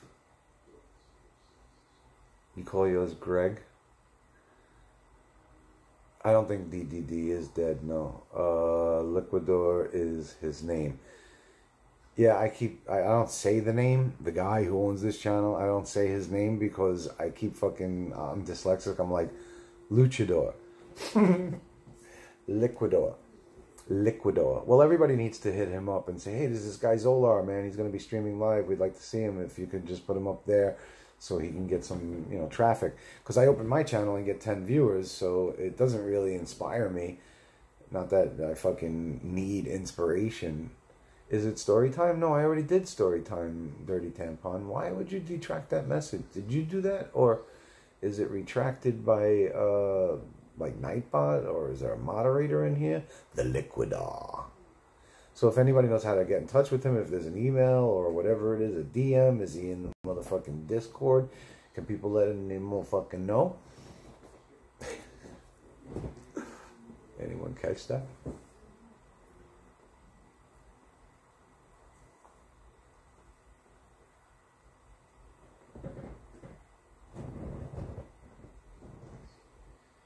Adolf Hitler on steroids. Why is his message retracted? Him just say hello. I see that guy in a lot of chats.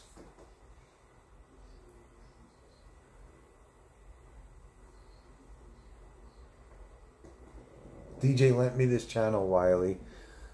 He's lending it to me because it gets put on iceposeidon.live, which has traffic that I need because I don't get any viewers when I open up my IRL channel, which is in the description, where I would like people to go eventually, if in fact I can get Liquidor to list me on that website with all the streaming channels. Right, Wiley?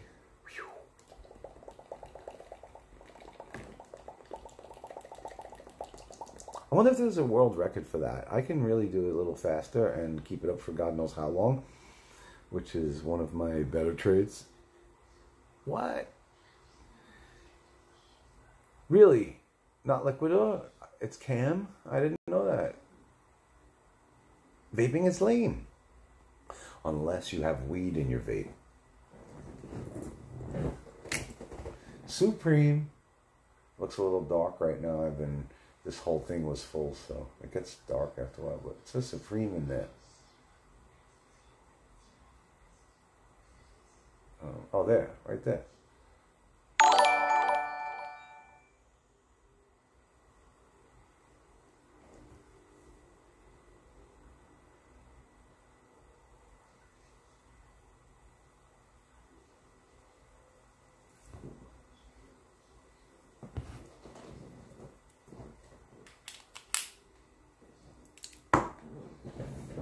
Oh, what did I miss? Did somebody sub? Somebody sub, bub? Thank you for the sub. Vaping turns robots on. What the fuck? And my sub was drug stained. Sorry, slug, right?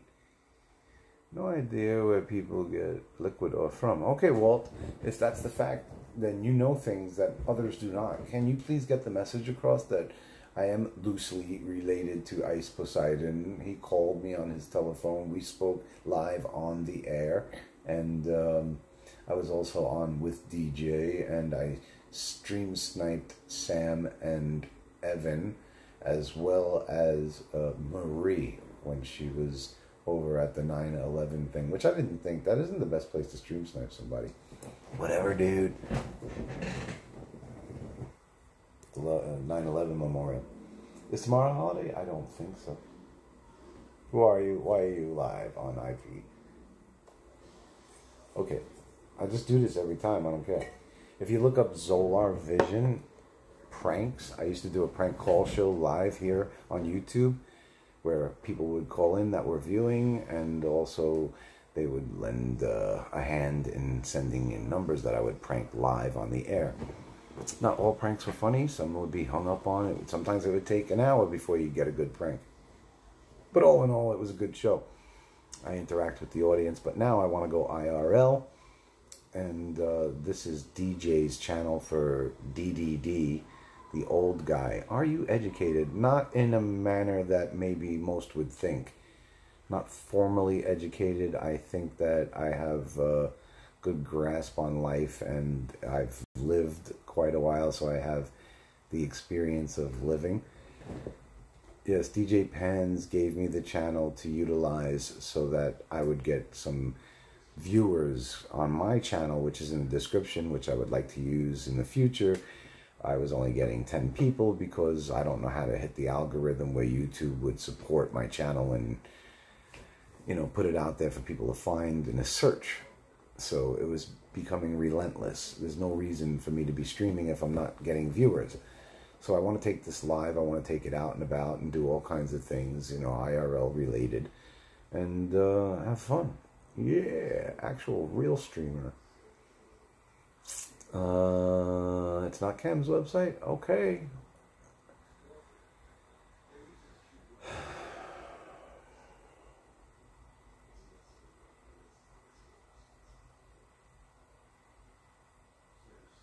Booga booga. Booger booger. Man, that was some shit, man. That video, that deep fake. That was a fucking great deep fake. I've never seen such deep fake. Somebody is a fan of EBZ who is the best at deep fakes. I love you, DJ. Have my babies. Having my baby. Alright, I was actually going to stop the stream like 20 minutes ago, but one person was like, don't go off. And I hate to see people go, there's nothing on.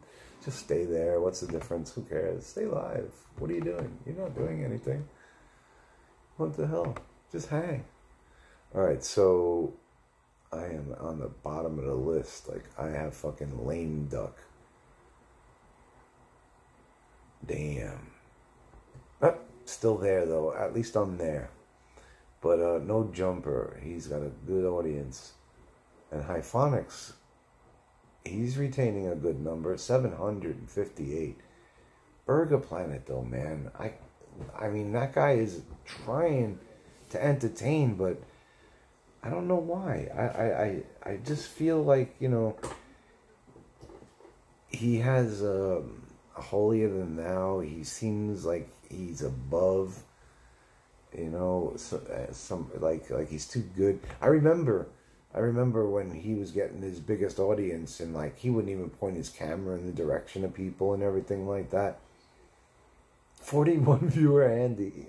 Yes.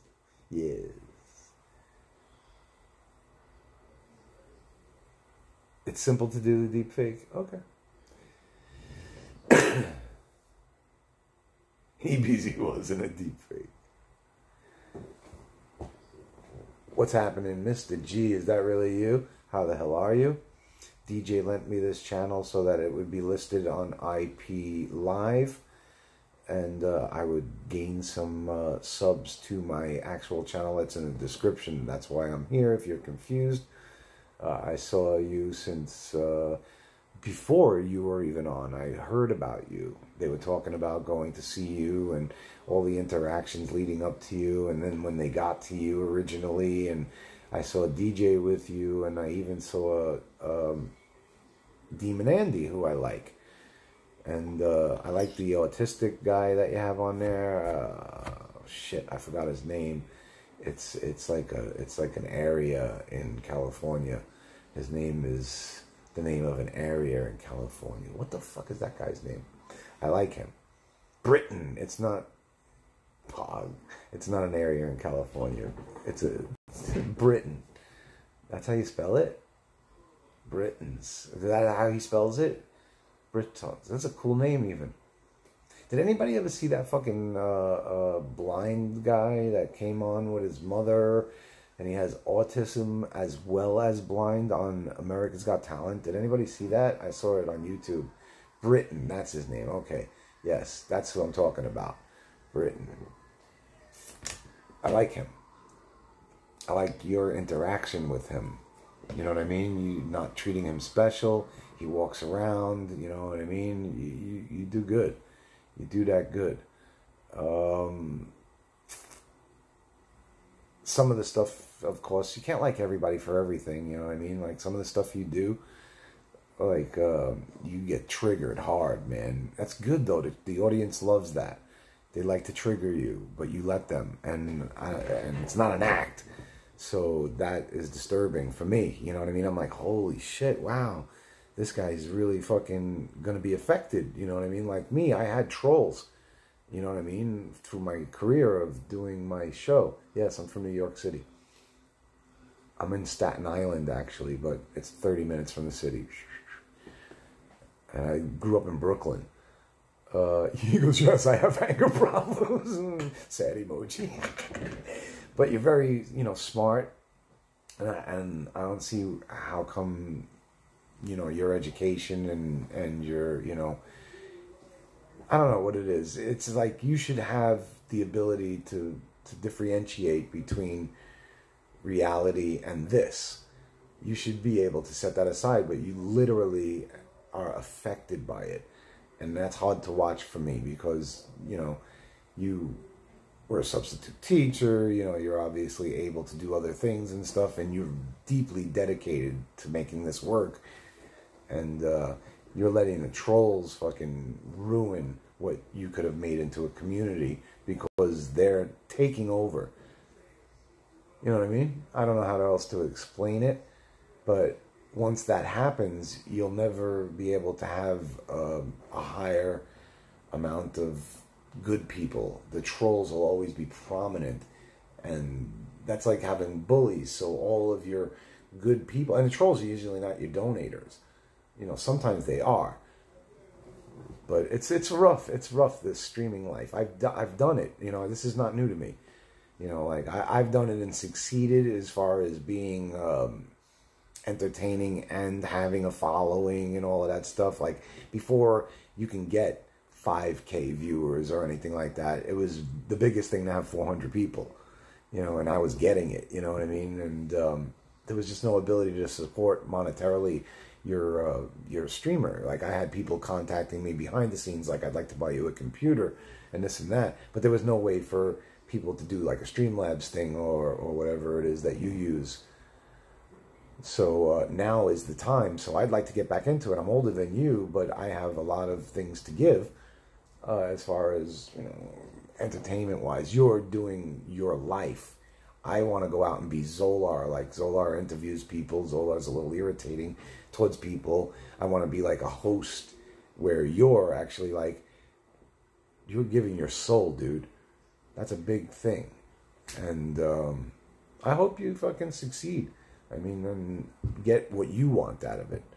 You know what I mean? Like everybody wants to get some monetary funding, of course, because you can't do this without being funded monetarily. But there has to be a deeply rooted feeling of accomplishment when you're finished saying, I built this.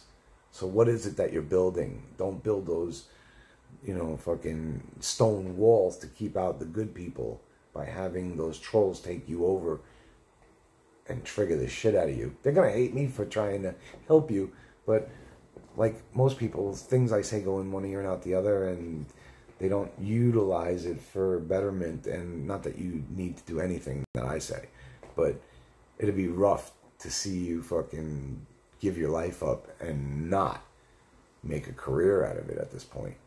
Because that's rough. That's just rough. Oh God, I'm crying. Thanks, you hope I do well too. Yeah, cool, man. Excellent. So this is stuff I don't like about every streamer. I got Justin, who's Scuff Jim Carrey, friend of mine from Battle Cam. We wrestled in the mud for money and shit. I like him, you know what I mean? But I can't watch him when he takes dabs, the cough that he does, and like I would mute it. I would wait till you're not around or whatever. I'm not coughing on camera. That turns me right off. I immediately switch the channel. When he eats and, he's just trying to be animated and be fun and give you a character, but it's really irritating to my my OCDs. He's like, and like shit'll be on his face. It won't bother him. He's great.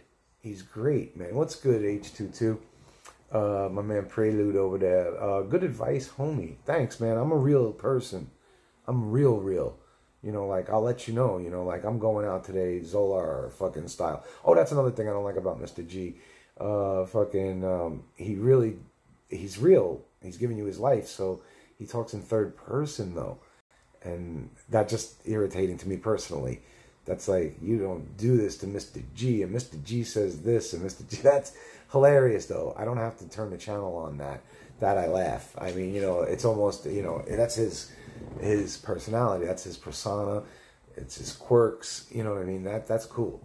But I don't want to see somebody get hurt and fucking dragged down and fucking brought to fucking rage, you know what I mean? Which is great for the audience. But when I look at somebody that I see has so much going on in another realm of life, like another alternate fucking reality, he dedicated all this, and it could be a fucking, burning inferno on a slow burn. You've been watching me since Stern? That's great, man. That's great. I did a lot of shit on the Stern show. I basically was a freelance segment producer. I got there was a transgender person who had their penis turned into a vagina when it wasn't very popular. And they used to call into the Howard Stern show. And after they had done the process, leading up to it was excruciating, torturous, fucking hearing this person. And their whole quest in life was now to get somebody to make love to them. And nobody from the Howard Stern show would call in and volunteer making love to this transformed woman now. And I called in, because I had the hotline number or whatever. And I'm like, Howard, Siobhan, that's right, Cody. I'm the one who got Siobhan laid. I said, Howard, if in fact I could just get Siobhan laid, would you promise never to have it on again? And Howard was like, you think you can get Siobhan laid? I've been on for all these years. I have millions of listeners. Who do you think you are, Zolar? And I was like, I happen to be a guy who knows somebody who will bang that fucking thing if you don't ever bring it on again. And he was like, do it. And so I did. I got this guy who was listening to Zolar Vision back then. And he had his own show. His name was KDK. And he did KDK prank calls. Mental illness doesn't need to be encouraged. And he agreed to take on that challenge, to get on the show and maybe get some clout from it. You know what I mean? He was gay and he didn't care. And so I set that up. So you could say I'm a freelance segment producer for the show. And you could say, oh, well, you did that one thing. What else did you do? No. There was also a man on there who was as repulsive as the transgender Siobhan. His name was Jeff, and he was an emetophile.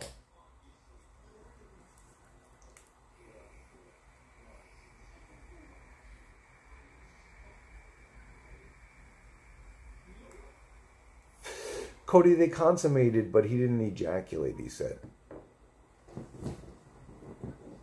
One question: did you bang Andrea? I never really talk about anything like that, but that makes it sound like, oh, you would like us to believe you did. So I don't know. I just don't talk about things like that. If you expect to get laid, you can't go around bragging unless you're fucking what's his name with all that money, whatever his name is, with all the guns and the big mansion. Jeff Levy, yes, he was in a metaphile. A metaphile means that you like to, you enjoy Roman showers. What's a Roman shower? You like to be vomited on. And for quite a while, years perhaps, he was on the show as a guest, 1 year this year, 1 year, one time this year. So, to do the interview and maybe tell his story to new people and hope that he can get a girl down to vomit on him. So make a long story short, I called in and said, if I can just now, after all these years, say, we're sick of hearing this fucking same story, Howard, I'll get a girl down there to vomit on him. Please don't ever have him on again. And Howard agreed, and I brought down the girl to do that job. And then one time they were in need of a girl who wanted to come in and be evaluated for Playboy, but they didn't have any volunteers. So, I'm in touch with them on the show. So they were like, hey, you got anybody who thinks they should be in Playboy? And I was like, sure, I got somebody. So I built a website around her. I called it misskitty.com, misskitty.com. And we took all kinds of pictures of her and put them up on the website and gave her a t-shirt. And a couple of weeks later, when Snoop Dogg came in to evaluate girls for Playboy, she was one of the only 2 girls that they had to do the evaluation. I brought her down, so I wrote that segment. There's a bunch of shit. I mean, I was there for one of the in-studio roasts. Then they had Kid Rock on one day. I weaseled my way in on that. They did the Las Vegas show, and they flew me out in hotel reservations, VIP pass to stand in the Whack Pack area where I could be prominently displayed on the live show. It was a lot of fun. But this all comes back to Mr. G. I didn't make a dime for my life in the future of just being able to live. So I started up the webcast. And, that didn't really go as well monetarily as I wanted to. And Jeff Levy is the most disgusting human being on earth. I'm in love with these stories. I used to be in deep. I know everyone. Well, there you go, Cody. I know them all. I've interacted with them all. And it's just, I just have no luck in, breaking into the business. So all this, while I was working for the Department of Education in New York as a custodian, well, a janitor, per se. I was the fireman in the building. That was my title. Fireman provides the heat for the building.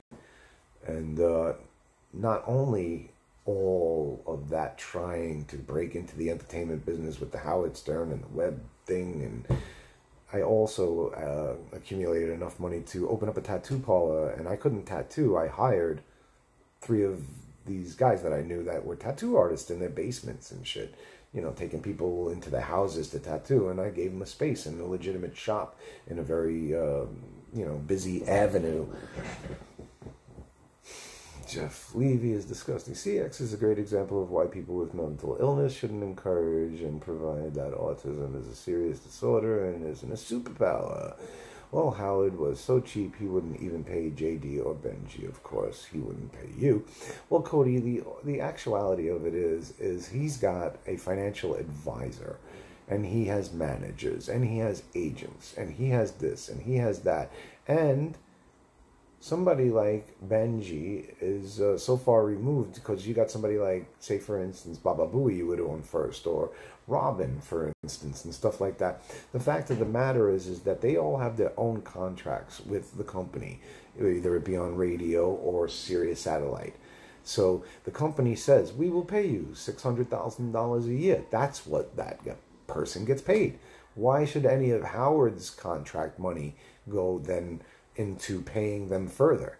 They negotiated their own contracts. They are in a job where, like Sal, for instance, he's the last to get a job with them, as far as that goes.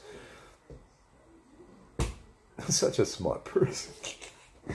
Anyway, Howard's not going to... So for it to trickle down to me, it would have had to roll down a shitload of people.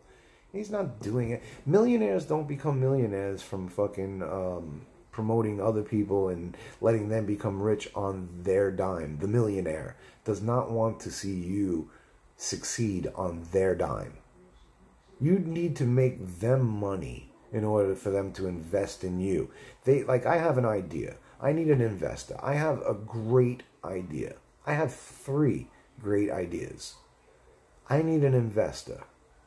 But no investor is just going to say, okay, we'll be partners. I'll spend all the money and do all of this, and you just blurt out your fucking dumb idea and we'll do it. Nobody does that. You have to have some kind of fucking equity, man. And a pauper like myself doesn't have that. I have a fucking great idea, man. I could be rich like a motherfucker. Like a motherfucker. I could fucking really, this idea that I have would fucking not change the world in any way. Everybody buys this shit. It's like you would have the best one ever.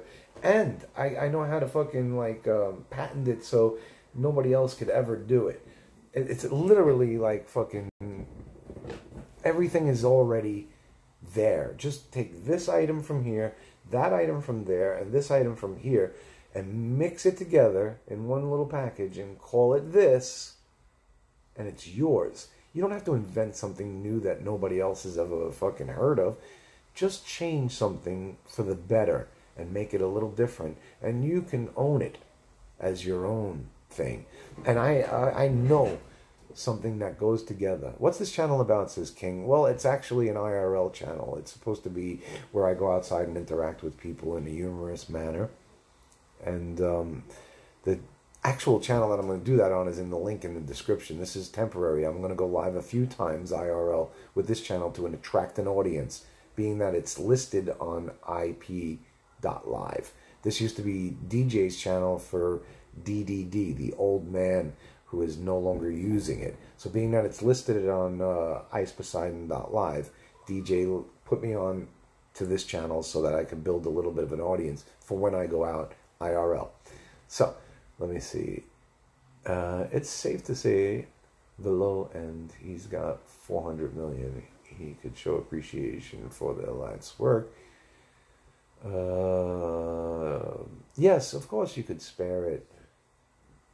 It's just, it's like, why though? I mean, you know, am I dying? Should I give you something? You've negotiated your contract. You mean you want me to get less of what my contract says I should get? I mean, in all actuality, when he gets paid 400 million, he's got to pay taxes. So now it's only 300 million or less. You know what I mean? It's probably like 40% taxes for all you know.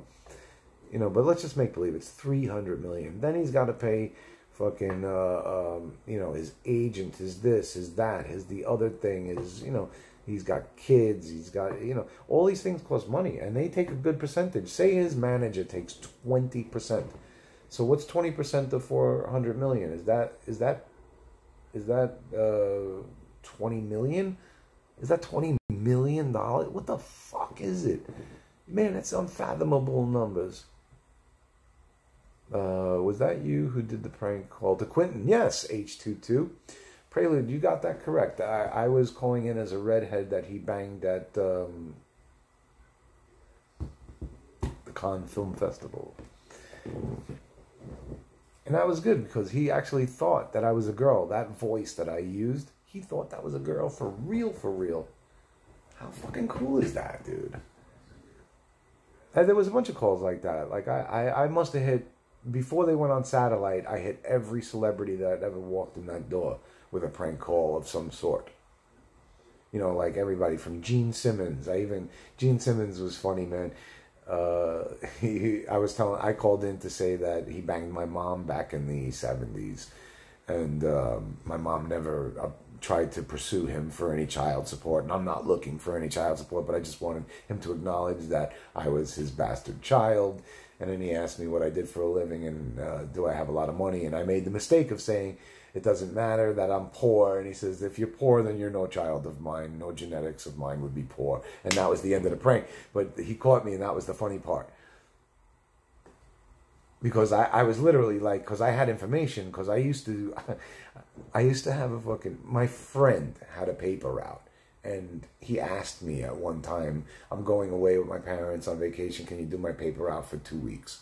So fucking, I did his paper route for 2 weeks, and on his paper route was the drummer from Kiss, Peter Criss, and his father still lives there and shit. Anyway, so I knew the address. So when I called in, I had said to him, I said, you know, just to prove that I'm right, you know, you were at Peter Chris's place, and my mother lives on Greenpoint Avenue where Peter Chris. He said, oh, don't give out his address because you know, they still have family. Whatever. It's funny. Was that you? Did the prank call with Quentin Tarantino? Is God mad at me? Says Pens. I don't think so, Pens. We all have our ups and downs. Nice to have came across you. I subbed to your channel, not this one, the one. Ah, good. Sub to this as well, King. I'm glad you enjoyed it. Gonna check out. Can't wait to see you in IRL. Exactly. Thanks for the good luck. But I might use this channel for the first couple of IRLs until I get people to go there, because it's listed on this IP.live. This is Jeff Goldblum. This Jeff Goldblum? Who's trying to kill me today? Nobody's trying to kill you. Who is the biggest douche celebrity? Also, Gene Simmons. Ain't that funny? That's funny you asked that, fucking Cody. I met him in Vegas, and we were at an award show together, sitting at the adjacent tables from each other. We were at the AVN award show, right? So the company I was working with had a table there, and next to us was Gene Simmons. So I walked up casually and said, how you doing, as I sat down at my table, and he didn't say hello back, and I didn't even try to say anything to him. So I was like, maybe he didn't hear me, because I did say it casually. So I was walking around my table when he had gotten up. And I said, hey, Gene, now that you're up, do you mind if I just take a picture with you? And he said, do you have boobs? No. And I looked at him and I went, seriously? He says, you can catch me as I'm walking away. And I did. I went click, and you could see him walking away. You know, like he's actually walking towards me to walk past me. I click him, and you could see him like blur, you know, he's like staring at the camera like with a... Which was funny. But that's pricky. Pretty pricky. DJ, you should be homeless. Aw, that's not nice, moderator. Oh, he protected you. That's why you can't die. I see what you're saying. Why should I be homeless? No, he's just saying you could be, you know, after all the things you did. And he's trying to tell you God is protecting you. It's like that story of the guy who only saw one set of footprints in the sand. And he says, God, why am I walking alone? He says, you're not. I'm carrying you. You stupid motherfucker. Now I'm going to drop you because you're a bitch, cunt. Like that. You want a nut? Get in the closet, man. I'm telling you, do a stream for 2 days. She gets to just open the door and feed you, or take out your piss bucket, or whatever it is. And you got to be filmed, of course, and there'll be light on that doesn't shut off for the whole 48 hours. And she'll slip your food in and smack you in the face every time, you know, the straw poll says whatever it is. Smack him in the face, dump a glass of water on him, you know, fucking put your finger in your ass and make him smell it, whatever it is. She's 4 feet away from me. But that's what you should do, dude. That's exactly what you should do. So anyway, we have 46 people here, and I hate to turn the stream off, but Jesus Christ, I really don't have anything to say. What am I going to do? Sit here and talk about myself? I'm not a narcissist. Ganville is live on Twitch? No kidding. I like Ganville, but I mean, you know, everybody, you know, kind of like, oh, Ganville did this, Ganville did that. It's not really Ganville per se. It's the people that are hanging out, talking in Discord, and they're doing all the action. He's just broadcasting it. Every now and again, of course, I mean, he'll do little things, but I mean, you know, that's the show. That's what, you know, they like, you know, if I don't know. I just don't know. I don't get it. Unless he's got a horde of 5,000 people, 500 people, 200 people. No, he's only got 50 people watching or less. And, I mean, if that's the big hubbub in life, then I'm fucking scoring right now. I've got 50 right now. I'm the fucking man, dude. I'll just fucking, right now, I'll go to fucking somebody's stream. I'll start watching them. You want to start fucking around with people? You know what I mean? Is that really what the whole IRL thing is? Is fucking, you got the people who do IRL and then the people who sit here and fucking try to fuck them up? Is that what it is? Because I know what it is. I used to fuck people up on my show, and then Dave Live would do his show, and we'd fuck around with it, you know, and that alters his, you know, show. It's not great, but I guess it is fun. It is fun.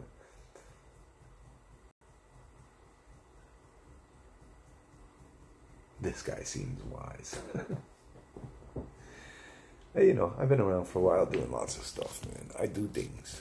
I've been doing things. I'm making moves and shit.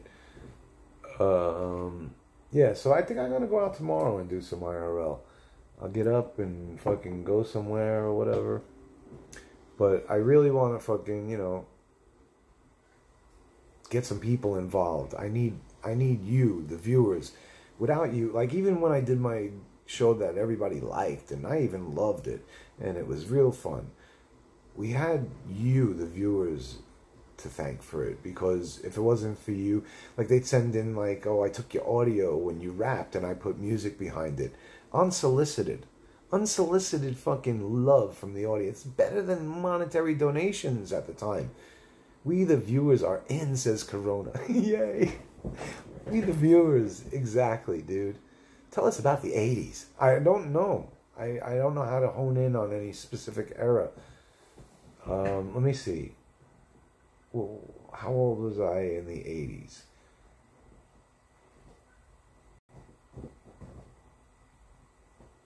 So when I was 20, what was happening when I was 20? All right, early 80s. Yeah. Okay, early 80s and the 90s, yeah. I've been through them all. The early 80s, I had a bunch of friends that were racists. But my girlfriend was Puerto Rican, so I wasn't a racist. I loved my girlfriend. I used to go to her neighborhood and have to hide because the Puerto Ricans hated white people too. And they called themselves the Warehouse Boys because they burnt down. One guy burnt it down. He went in there and fucking burnt down this warehouse. And they put it out, but half of it was not touched, but it was so fucked up that the company literally had to move out of the warehouse. And they boarded up the outside, but the older guys, 4 years older than me, broke in. And they found that half the place had electricity on and the telephones was still working. Rotary dial.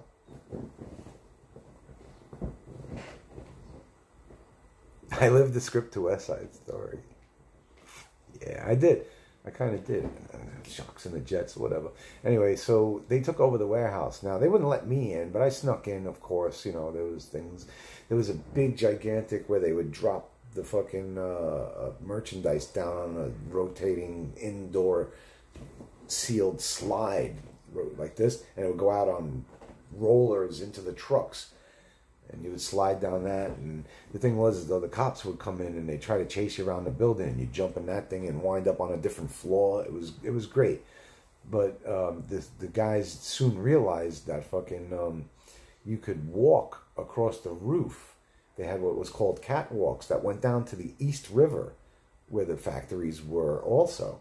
And you could connect to another factory, and they would break into the other factory that was filled with fucking merchandise that came in off ships, like from Germany. There was a whole motherfucking factory filled with Heineken. And they broke in there, and they were stealing the Heineken and walking across the catwalks onto the other roof of the warehouse they hung out in. It was coffee from fucking like Colombia and shit like that. They were walking out of the factories with merchandise for days before fucking anybody realized it. It was just crazy. The 80s was crazy, man. And there was a lot of fucking violence around where, you know, like knives and bottle throwing and like gang fights and shit. I was lucky though, you know, like people knew that I was nice and funny, and nobody ever really came after me except my cousin was bad, and they hated him, and sometimes they hated me too because of it. And one time he borrowed my motherfucking car, which was my mother's. I was only 19, I think it was, and he drove down to the Puerto Rican area. And, you know, might have stuck his finger out of the window, but they found the car and threw a cocktail bomb on it. And it had, it was a 1979 Cougar XR7 in perfectly mint condition with the fucking 305 engine and a 350 engine and leather seats, and it was a gorgeous, gorgeous car.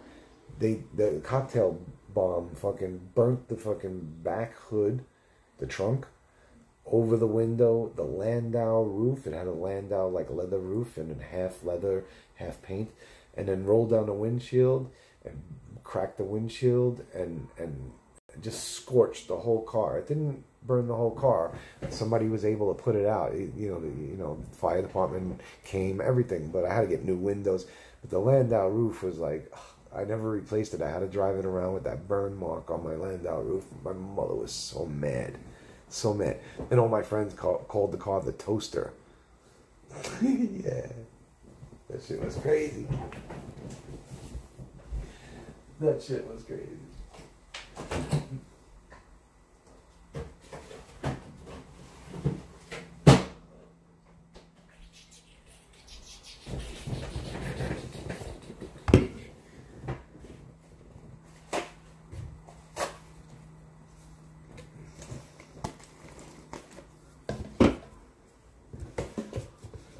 This show brought to you by the makers of Coca-Cola.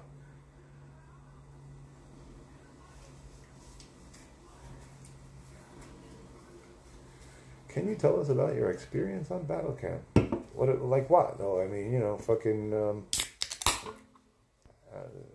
I didn't really know Alki David from JTV. I didn't know him like Justin did.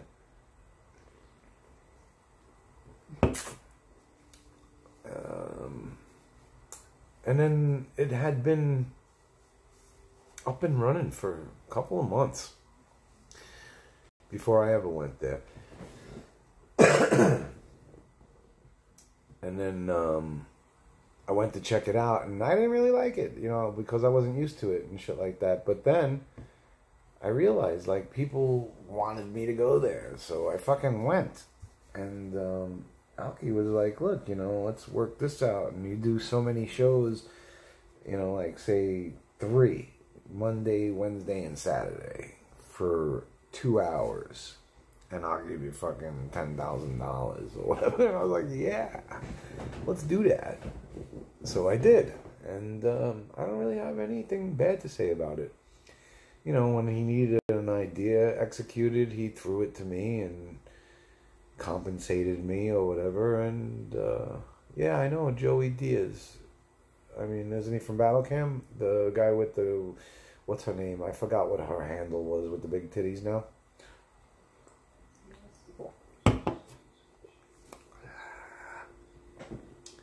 Gucci's I told you to get in the closet and stop bothering her, dude. Just leave her alone, man. It's going to take a day or two. You need to be in the closet streaming. Okay? And a light needs to be blaring on you, and she opens the closet every now and again to just spit in your face or tell you what a scumbag you are and slap you or whatever. And, yeah. You need to be degraded for a couple of days.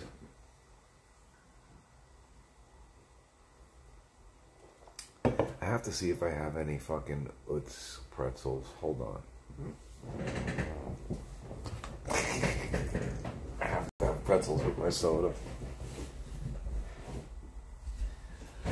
Please be some Utz in there. Please be some Utz in there. Please be. No Utz. No Utz. What the fuck happened to my uts? No uts. No uts. What the fuck happened to me uts? Oh no. Oh no. No uts. Next best thing, bitches. Oh yeah. You know what else I like? I like the fucking Cheez-Its, but the burnt ones. You know, they actually now sell the heavily toasted ones or whatever they're called.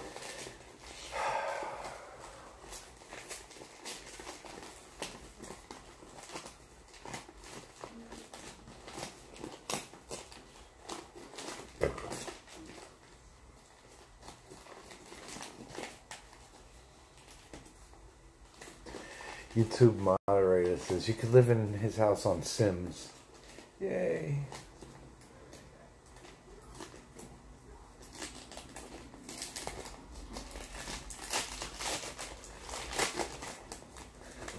Or on mine, on Minecraft.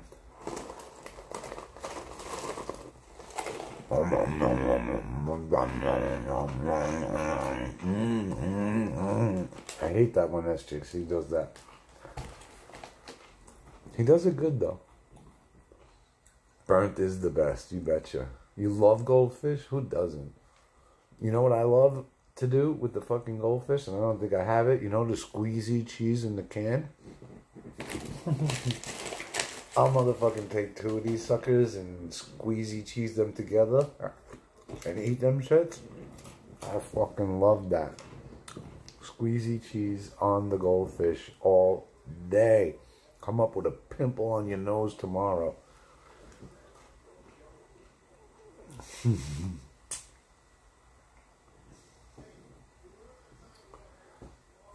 So unhealthy. Yeah, I know it is. I don't do it very often. I used to. And I've got to quit actually because I weighed myself yesterday. Guess how much I weigh? I'm 5'7". Everybody guess how much I weigh. In the chat, how much do I weigh?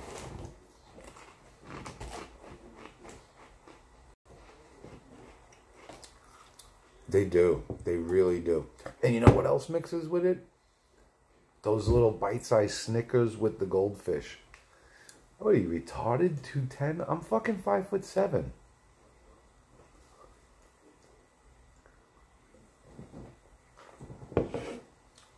Sheckelstein. 104.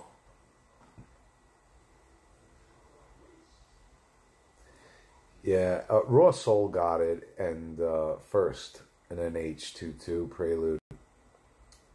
175. I weighed myself the other day. I'm 5'7", 175. But take into consideration, I'm pretty solid. No max. God damn it. But that was the heaviest I was 191. And that made me go down to 165. And now, over the winter, last summer I was 165 from the year before that. Stand up? Fuck you. You don't believe me? You bastard. I can't really stand up. I'm like stuck in a fucking corner here. You know what I'm saying? I don't know how to stand up. Let me see. Hold on. See if I can get a little distance.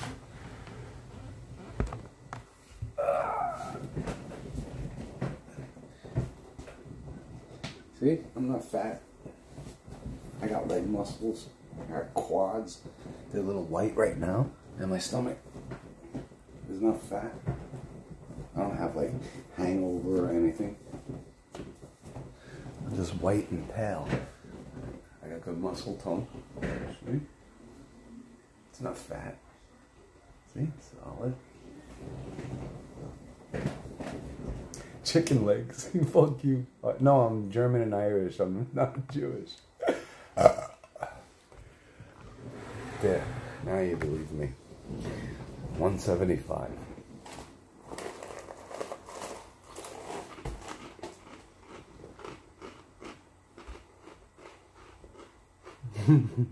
Chicken legs.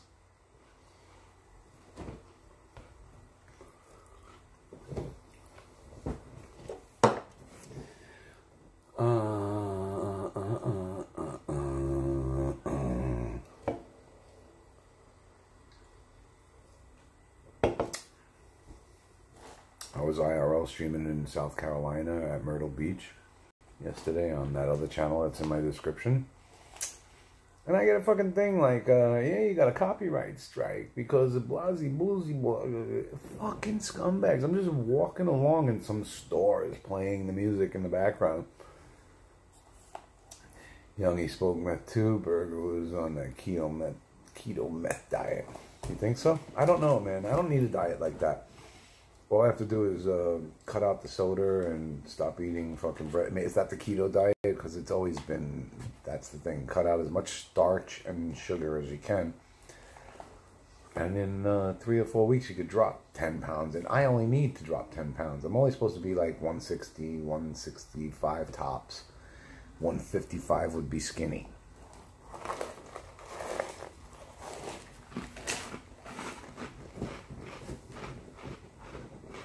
Smoking on stream? That's nuts.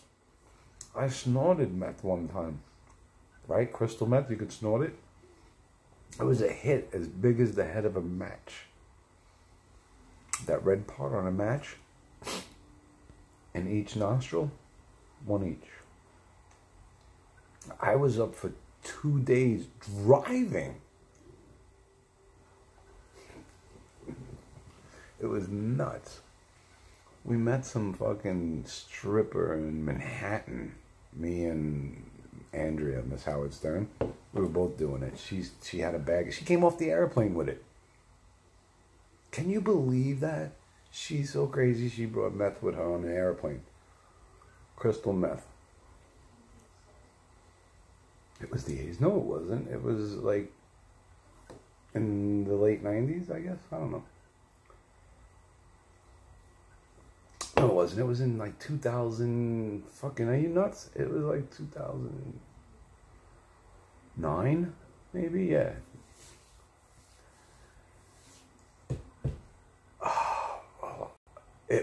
If I was to explain how she was in bed just from knowing, not knowing personally. Howard Stern was my boy? No. I mean, he knows me, though.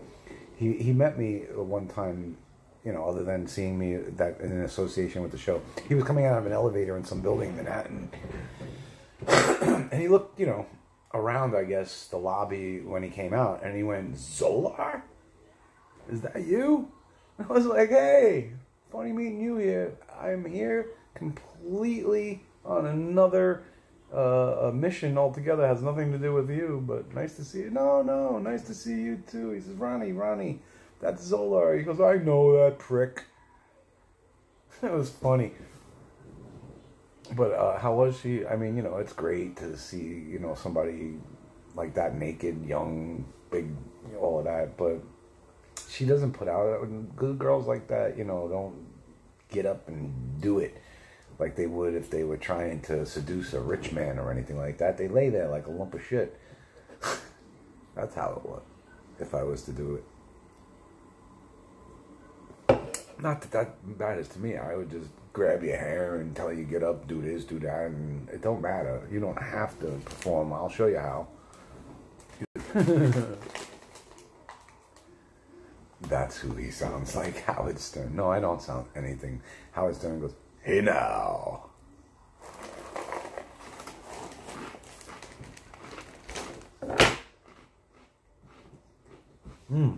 Lazy. But it don't matter, man. You just want to see it. You know what the fucking weirdest thing was? She had a big fucking wizard sleeve. You all get what I'm saying? She had a really prominent wizard sleeve. And I told somebody I thought was my friend about it. I was bragging, you know what I mean? Oh my God, you know. You never know what I did. Anyway, fucking, he went back and told his girlfriend, who was trying to become friends with Andrea. And that's what she used to become friends. Oh, you know what Zolar said? He said, you know, he was doing this and that. And he said, you're fucking, what's the, not lizard, wizard.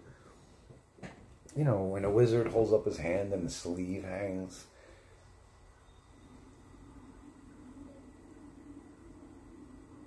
get that, right?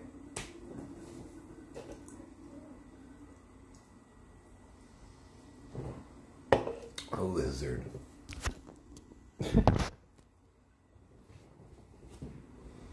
You don't know what a wizard's sleeve is? She had really droopy pussy lips. You know, a lot of beef. So anyway, to, I guess, get closer to her fucking friend says, oh, you know what Zolar said? And, oh, well, I don't believe you. Well, yeah, he described it like fucking perfectly. He said it looks just like this. Does yours look like that? And she was like, oh my God. She was so embarrassed. The reason why I'm saying this story is Andrea was so embarrassed by what I had said and that the girl repeated it. She went and had labiaplasty. She had a vagina altered because of what I said. They cut off some of the meat from her vajiji. You believe that shit? Yikes. That's a yikes. See, that's what's wrong with people who have opinions of power. You know, like if you have hundreds of people back then were listening to me, so she knew, oh my God, everybody now knows I got this fucking wizard sleeve. I gotta fix this. That's rough. That's a rough. What's happening? Fine to fix it. To Crispy in the house. Floyd, dirty tampon. YouTube moderator.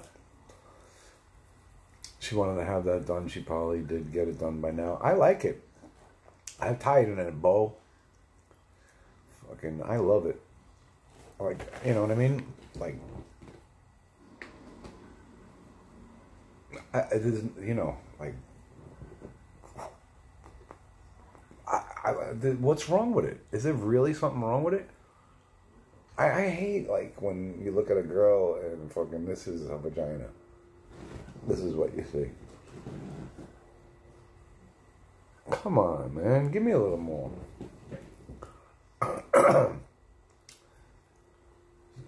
Fucking slurp that up like spaghetti. Gross. I was just explaining, and she was fucking flowing like a river, I said, you know, and I don't think there's anything you could do about that, but yeah, she gets like super fucking wet. She like you need a mop, I told the guy, and he told his girlfriend. And it was over. Who then Andrea called my wife. And that was over.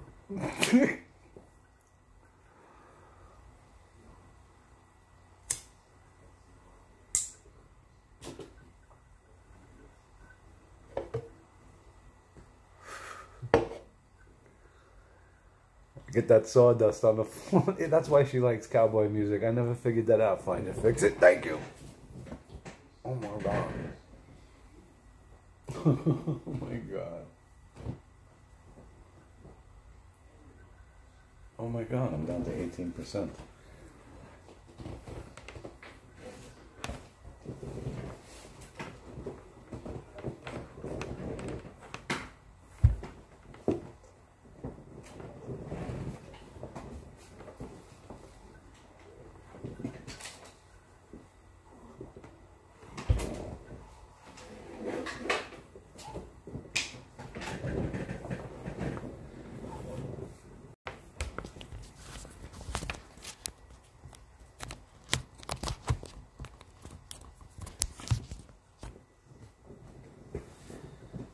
See,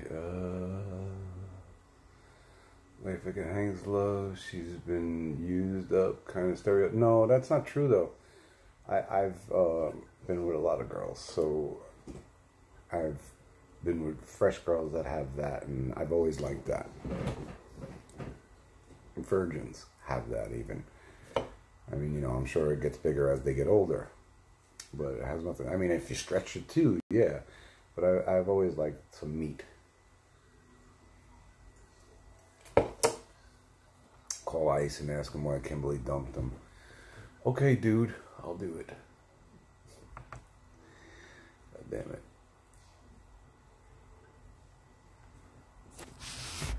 Make a call.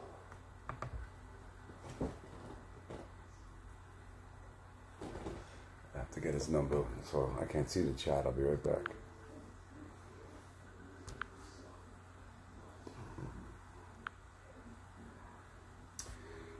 Three, 2, 3.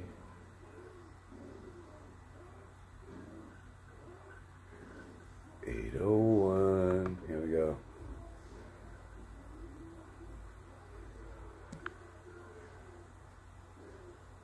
Don't leave a voicemail. Why not? The mailbox is full and cannot accept any messages at this time. Goodbye. God damn it. Now that's the normal way it usually happens. Normally, it just immediately goes into the voicemail like that. But before, it rang a bunch.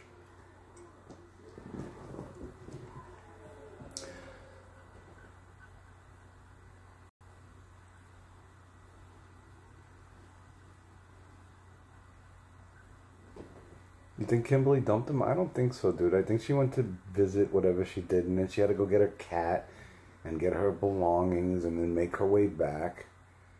No, he didn't get a new number. He keeps that number. That number is active. I mean, he might have a different number that maybe Kimberly calls him on, but I don't think they even do fucking actual phone calls.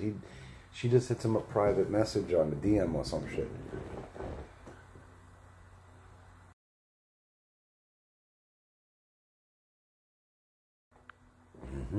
That's what I think.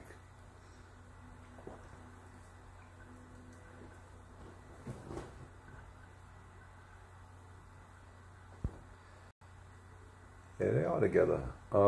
They just got a dog together. You think she's just gonna pick out a dog with him and then abandon the dog? But I get the troll though. She's not there. She's over at whatever that guy's name is that everybody says. Whatever. They have a very awkward relationship.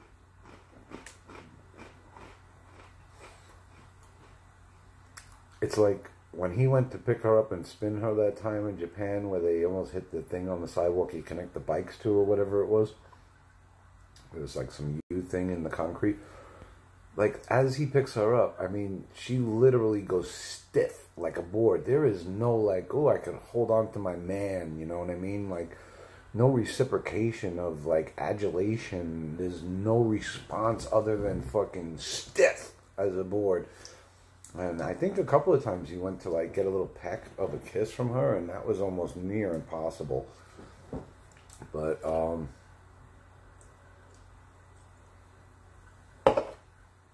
I don't disbelieve they're in a relationship, though. I think they are, and she just doesn't want to have any video proof of her being deeply affectionate if ever she has to say, well, yeah, I know, but we were never that close. Oh, so, you know, like, there's no fucking, like, solid video evidence. I know she was scared, but if I'm scared, I'm gonna hold on to something. If I'm just, like, fucking, like, repulsed by what's happening, I kind of go stiff. You know, I don't know. It's body language to me, dude. I'm just saying. That was so awkward. Maybe she has autism as well. CX made YouTube stand still for a while. It was yes, it was. It was.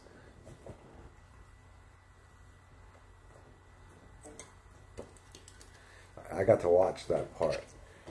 The day that Justin was on stream to now, I don't know how long ago that was. I wish I could figure it out, but I'd like to say like 7 or 8 months. But it was like the height of IRL and the end of IRL for Ice. She hates him, and you raise a good point. Oh my god! I hope that's not like clipped and fucking put in the Reddit or some shit. I don't wanna put the guy down. You know what I mean? He's another guy who has, you know, dedicated his life to it. I can't see him like going into the job world. Not gonna happen. SJC is a character, and the character is good. You can't like every single thing about a character, and that's good also.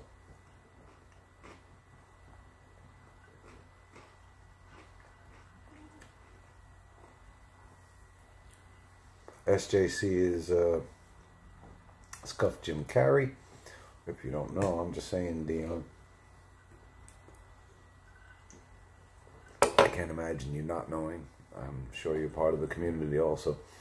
Yeah, I mean, you know, I like this shit, man. I want to go out. I want to interact with people. I want to actually, like, make it so, like, I have a little giveaway money in the future. You know, when I go out, I'll be like, hey, you want to win $5? Come on over here and let's talk to you. And then ask them some really silly questions and, you know, do all kinds of things like that where they're not mad. You know what I mean? I don't want everybody to be mad. We'll run into mad people anyway as we're walking around and people don't want to be filmed or whatever it is. But the top priority here is to get me a better signal. I need to get like a data plan, one of those IRL fucking live fucking, I don't know what it is. I mean, I gotta look it up. Like, you know, something with some data on a wireless thing. I need that, but I can't get that right now, so I'm screwed. I'm in a contract with T-Mobile, is the worst. Did you see when SJC faked suicide attempt and Paul removed him off the CX network? Yeah. Well, I mean, you know, fucking, he gets deep into character, and again, it's like a fucking acting coma, and he went too far, and, you know, people sometimes forget where to draw the line and shit like that, you know. It's just, you know, it's a desperate call for attention, and it gives you the wrong attention, and it kind of mocks people who are really deeply, you know, affected by mental illness. It's a whole bunch of things, but he's an entertainer. He's just entertaining, and that could have got him fucking 5150 if he had the right trolls around. They could have easily just fucking, you know, get a clip of that, send it over to the local police department along with his address. He'd be fucking scooped up for 3 days, fucking 72 hours, whatever it is. SJC and DJ are too funny. They'll never join forces again, I don't think. DJ is disenamored, to say the least.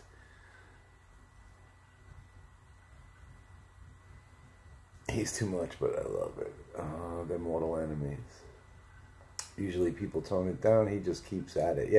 Yeah. He goes into a shtick coma.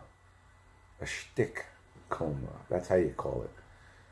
I do too. I understand it. I know, but even then, I think I still have the ability to keep myself from going to jail. I was able to. 10 fucking years I fucked around on the internet, and it was a big thing to fucking dox and fucking swat people. Okay, you know, fucking Keemstar got swatted fucking around with battle cam and all of that stuff, and back then it was just the thing to do, man. And there was no recourse from the police. It was new to them, so anybody and their mothers were getting swatted, and people never ever fucked with me because I'm just, you could tell, I'm not a dickbag. I'll talk to you about it, man. I'll tell you the truth on things and stuff, and I ain't doing that to you.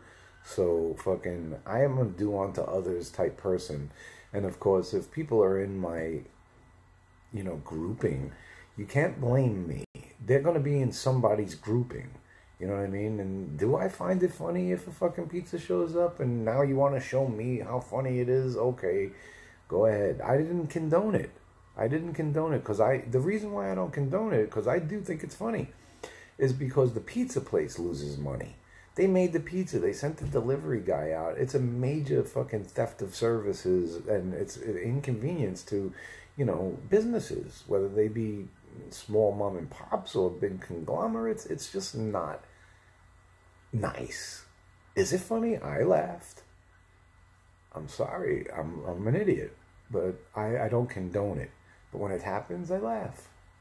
You know what I mean? I'm just using sending pizza as an example. You know what I mean? I'm not trying to give people ideas on what to be done. That's the most inane thing I could think of as an example, Dempsey.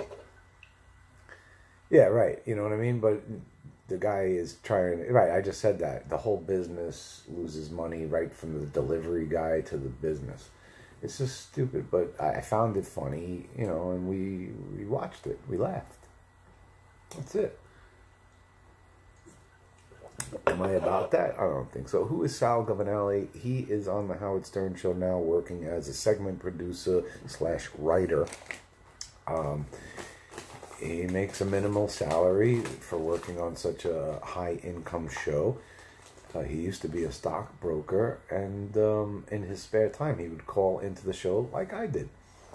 And he would contribute whatever he thought was funny. Mostly, he was goofing on Gary. He'd call him, you know, big-toothed jackass, a horse-toothed jackass. And Howard would play that on the air because that's kind of stuff he liked.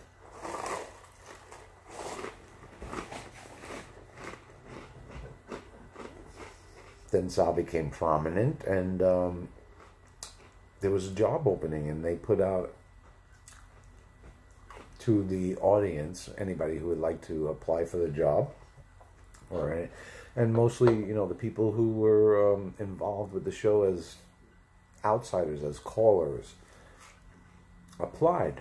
Me personally, I didn't want to leave my job and all of that stuff for a chance to win that. I didn't, you know, like if they offered me a job, I might have left.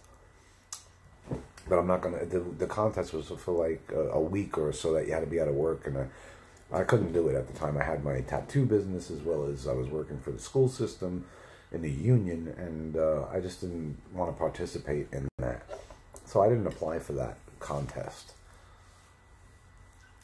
Zolar made the vomit guy go to Times Square so he could watch him on the Times Square camera. That was your best BC skit? Really, Dempsey? That was the best? Come on. Don't be ridiculous. There was so many better ones, man. But yes, the vomit guy was fun, and yes, we kept him on the phone, and we guided him through the streets, and we had him yelling up at the building. He didn't know he was on cam. The building where the camera was, he was standing out yelling, "Free the vomit princess Jennifer," or some bullshit, like Alki David's girlfriend or wife at the time, Jennifer Stano.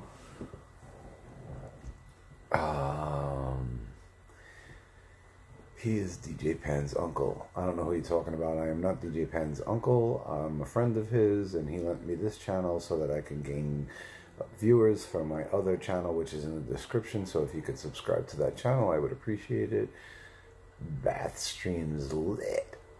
Carl would have won that contest if he was in it. Are you from New York? Yes, I grew up in Brooklyn. I still live in New York. Jeff the Vomit Guy, yes.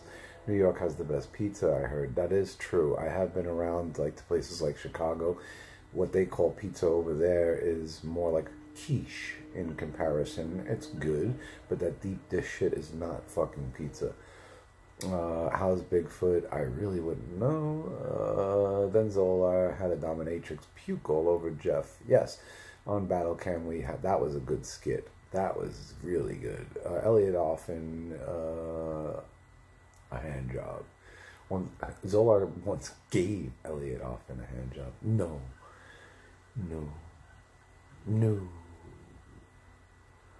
Not true. One of your mods told me that. I just heard like a subscribe, so thank you very much. Yes, deep dish is nasty.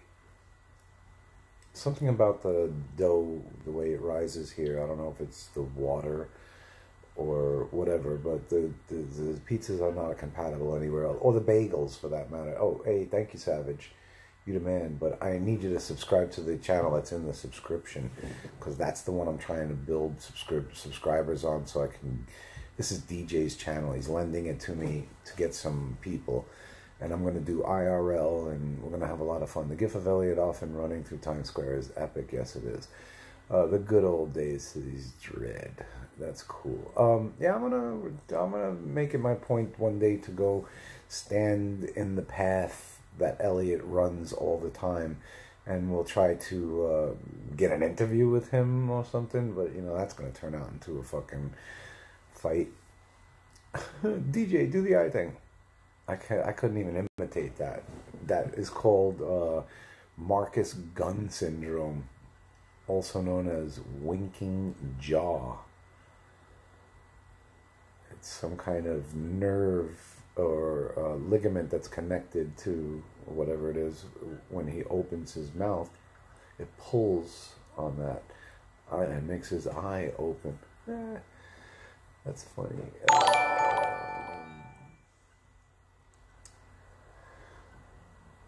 Zolar, you got to stream with Carl. I'll stream with him, you know what I mean? But he's too hard to fucking talk to, man. The guy is not responsive enough to make a fucking plan with. He just tells me, here, I'm going to be up on this street in Harlem at 10 o'clock. Get the fuck out of here. I'm just not that type. He'd have to make more of a concerted... hey, man, thank you, Jimmy. He'd have to make more of a concerted effort to do it right, When was the last time I pissed the bed? I don't know, fucking 4? Elliot often is a psychopath. It's called chug a beer.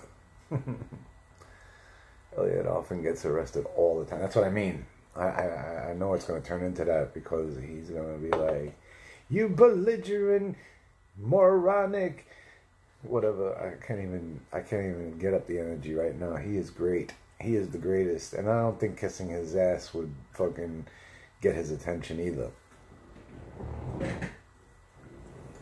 I really don't know how to fucking approach that guy without having trouble. You couldn't stream. Alright, I've been on for fucking a long time, dude, and I gotta figure out the settings on my phone because... Like I said, the chat is not... I like it all in one spot, even though the delay is a little hard for you guys, because sometimes I'll say something and then you guys don't fucking get or you guys will say something and then I don't get to respond in the chat. Whatever. I don't know. I don't know. I gotta figure it all out. You said you were gonna end the while. I know, but people keep saying, stay. And I'm like, okay, for what? And they're like, just tell us a story. And then somebody brings up something, and I know how to fucking... oh my God. I'm done. Really, I'm going to just call it a day for now. Hopefully you guys did the right thing and sub to the other channel. Not too shabby. Wait, says Jimmy, wait.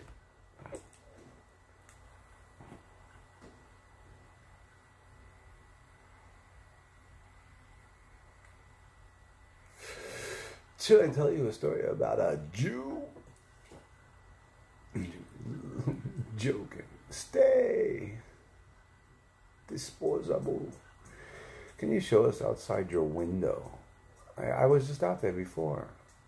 Rewind the fucking VOD. I was standing outside smoking weed and shit. I'm not going to stand up until I'm ready to smoke weed again.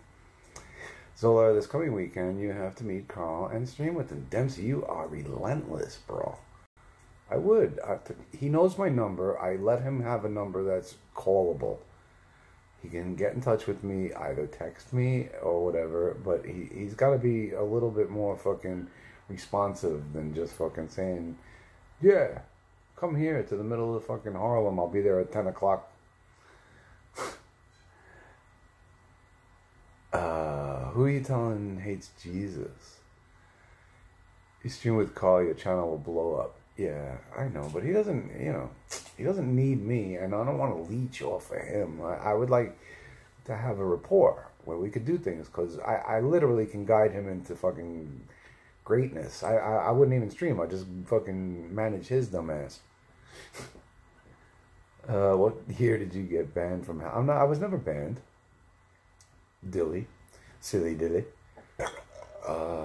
When he went PC a few years back. No. The last thing I did on the show was call in. They brought Jackie the Joke Man on for the first time after all the years of never having him back after Jackie quit. Jackie came back and they interviewed him. And I called in on that show. And they were on satellite, of course. But prior to that, I had done a couple of superfan roundtables with Mutt. That was on satellite, on Howard 101. And then before that, I was the host for when he matriculated from terrestrial radio over to satellite radio. I hosted the film festival's after party on satellite radio. Well, I co-hosted. Mutt, King of All Blacks, and I co-hosted a show on satellite for Stern. And then I just stopped calling in because I stopped working for the Department of Education, so I wasn't up at that time. So I had a different schedule. I was literally listening to the show in replay, and you can't call it replay. So I became a little distant from the show in that manner, and then I stopped listening altogether and just listened to Red Marks friggin' and listened to any clips that were applicable to like what I would like. What are your thoughts on Marcy Turk? I don't know who that is. I don't know anything about Marcy Turk.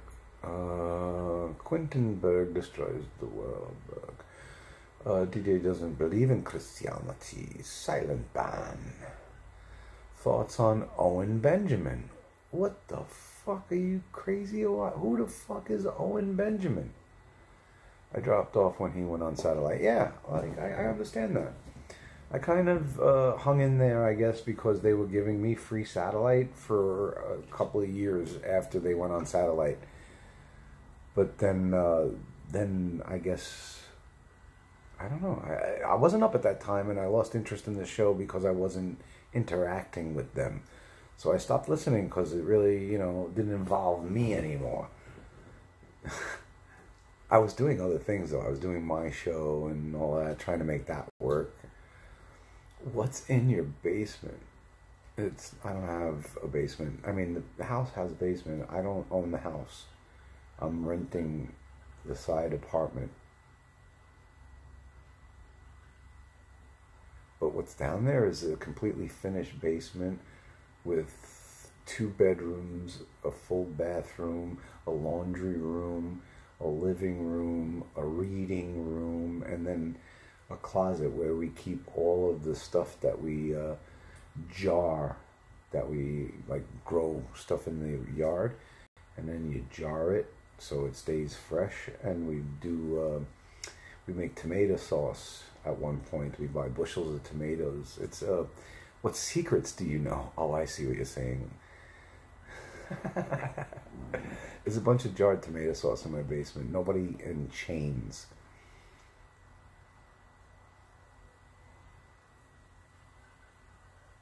No cults.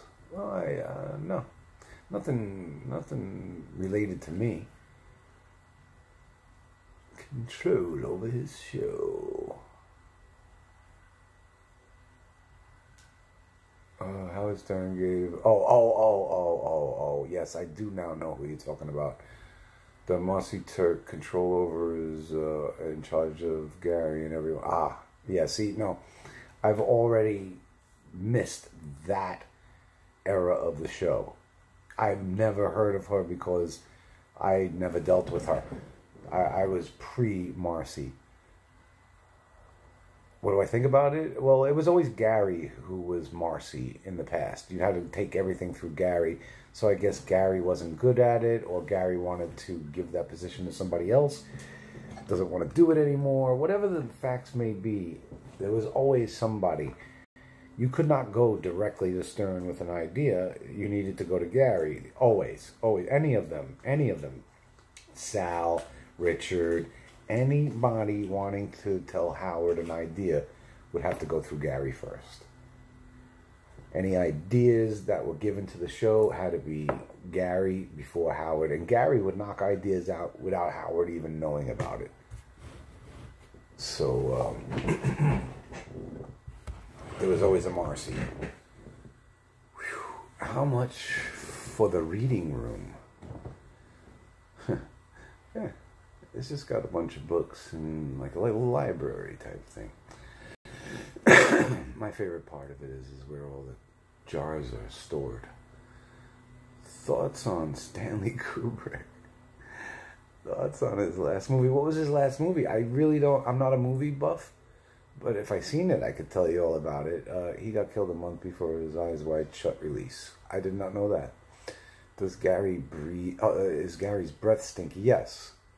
I mean, I'm sure he does things to disguise it.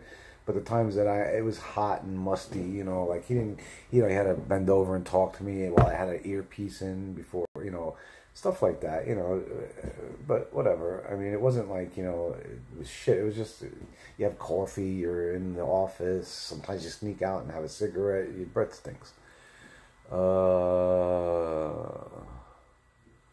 No, Howard just introduced Marcy to Gary and told him, this is your new boss. Yeah. Whatever it is, but like I said, Gary was Marcy. Gary is a clown who lucked out in life. Any moron could do his job. Well, the thing is he was in there early in the existence of Howard. That's the thing. And he was loyal, and he didn't betray Howard's trust in any way. So Howard rewarded him by keeping him on. Not only that, but he was good fodder. The kid is good fodder. He's funny looking. He does and says stupid things. He has a unique sound for radio. So you keep him. So, yes, he's a clown who lucked out in life, but it's not just luck. He did all the right things that made him fall into the good grace of Howard's, confidence. Does Robin really have amazing cleats? Yes, she does. I mean, if you like Rubenesque type women, yeah, I guess so. Fucking, I guess. Thoughts on Benji, undeserving of his job? No, Benji is also very creative and also willing to eat one for the team. Like, say, for instance, something needed to be blamed, he would take that. He's also loyal as well, and he's kind of like a puppy. You know what I mean? Like, you ever look at him? He's doughy, he's puppyish, he pees on the floor, and you want to kick him, but you can't. Thoughts on O&A? I never really listened to them, except for a few times when I had called into their show just to, try to get some clout for my tattoo parlor. Or, I was like, what do they call it? Plugging. We call it plugging. You call in and you make believe you're calling for one reason and then just shout out your tattoo parlor. And it's called, fucking... I used to do shit like that. But they had a great show. I mean, they had a good thing going. But then the one guy got called out of the racist shit and they had to let him go. And I don't think your buddy should go down for your stupidity, so I think but they should have remained friends, though. But the one guy who didn't get fired, I'm not sure which one is which, fucking kind of really let that other guy out of his life, and that's kind of, hardcore, man. That goes to show you, man, business is ruthless.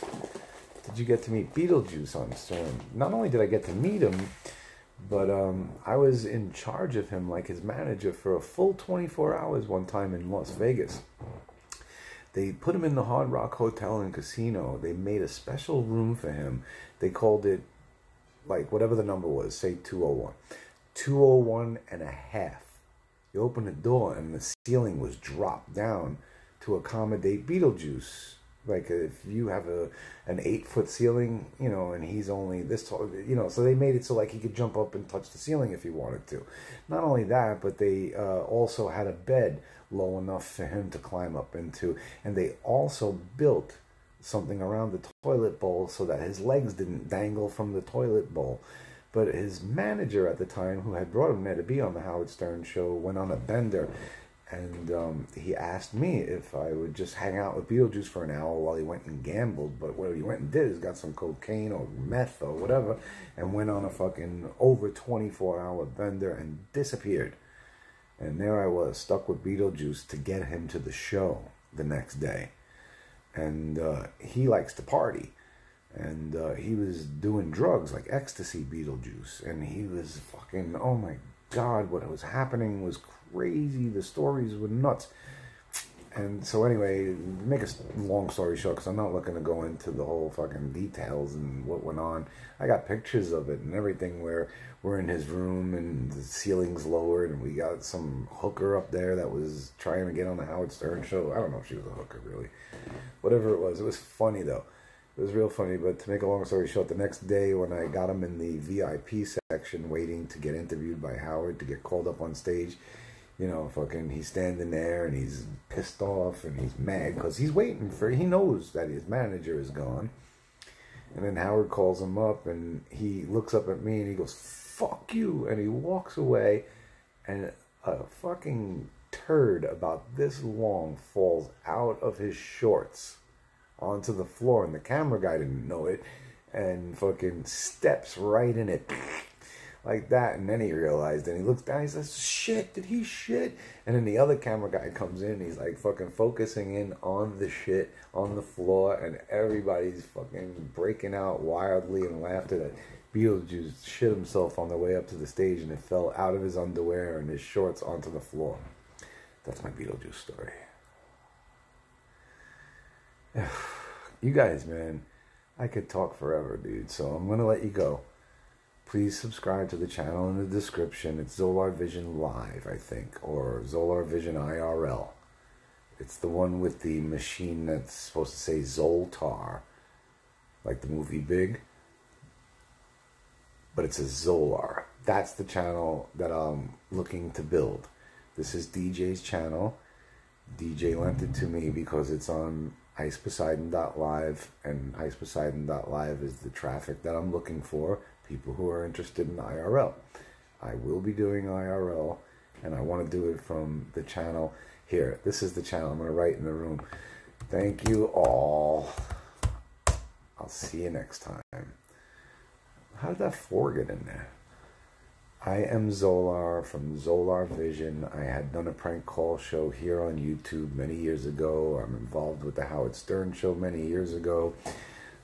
I fancy myself as a comedian, but I'm going to do IRL, which is interactive relations in real life there.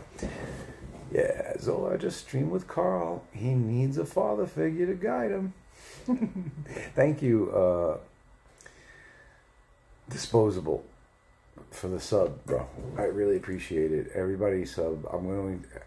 Am I broke? Well, yeah, I mean, fucking, I've always been broke. I've been doing this for fucking free forever, bro. Yeka, I've not seen your name as of yet, but, yeah, I mean, no, I'm not broke. I live in an apartment. I rent it, and, I have a car, but I'm not the kind of person who could say, yeah, you know what I'm going to do? Hop on a plane and go to Florida, or we're going to drive to fucking... No. Are you doing the content for the money? Oh, well, in all honesty, you cannot sustain what I want to do without funding. So yes, I need to get funding from my viewers, you know. But do I want to do it for the money? No. I've done this type of thing. I did my Zolar Vision show for free for 10 years without any donations. Every now and again, you get somebody special that would say, "Hey, I'd like to buy you a new computer so that your, you know, your RAM will be big," because I'm not a computer person. So we're going to get you this, and, you know, this camera, and when you do your show to look better. I have had people approach me and help me every now and again, but I've never done it for the money. I always did it for the lulz. I've always loved it. So if you look up like Zolar Vision, you'll see like I let people call in and I put them up on screen and we laugh our asses off. Like literally, I've been here for over 2 hours just shooting the shit. I love it. But there's no way I can do it without some kind of, you know, the viewer support.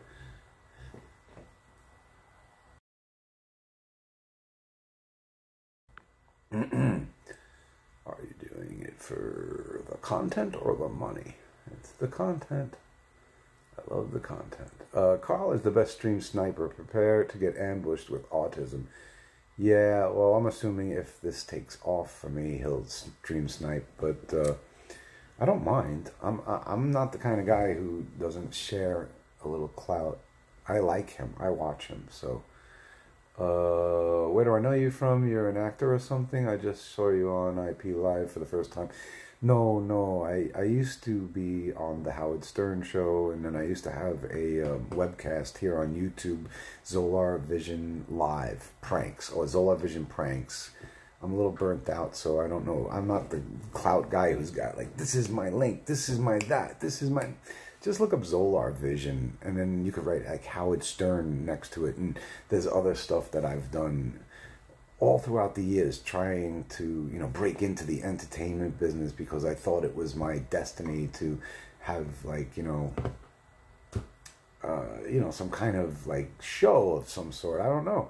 I always thought hosting something was my destiny, but I worked all my life. I worked as a janitor in a public school, and while I was doing that, I opened up a tattoo parlor, and while I was doing all of that, I was on the Howard Stern show, and I was on every show. I mean, like, any show, Don and Mike, Ron and Fez, The Radio Chick. Anybody ever hear of any of these shows? I don't know how old my audience is.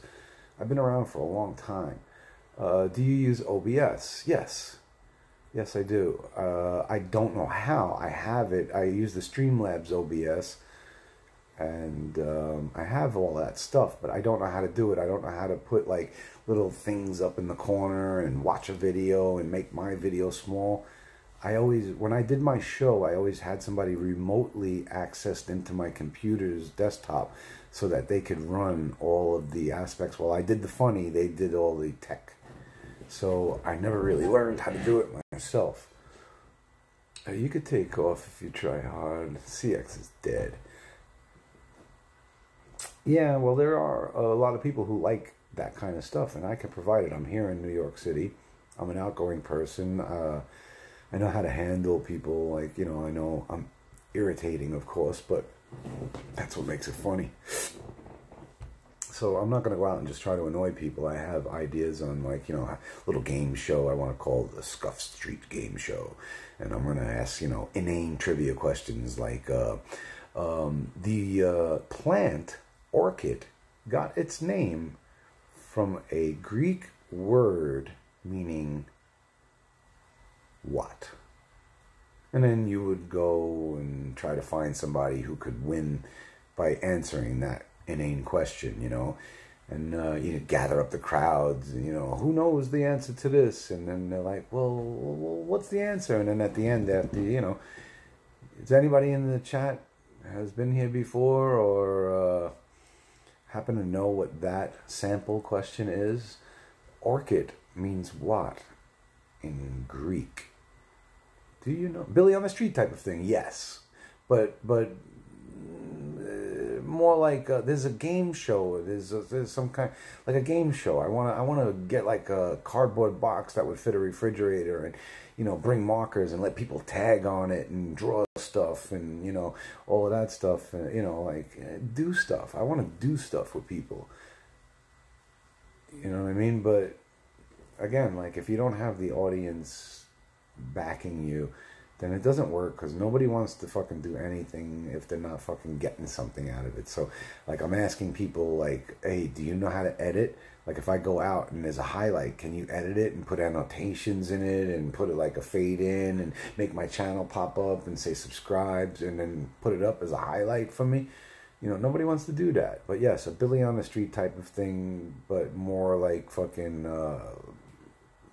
a game show, or, you know, maybe we'll even like try to prank some people a little bit, you know, like a spider on a string coming down from the tree, or maybe one day we'll just go out and put the TTS speaker up in the fucking tree and let the fucking viewers, you know, go off on people. I'll film so that you can see the surroundings and shit, and then you could, you know, maybe somebody will climb the tree and try to retrieve the speaker and smash it, you know, for content. I'll do shit like that, but I can't. Leslie Gold was a goof of a host.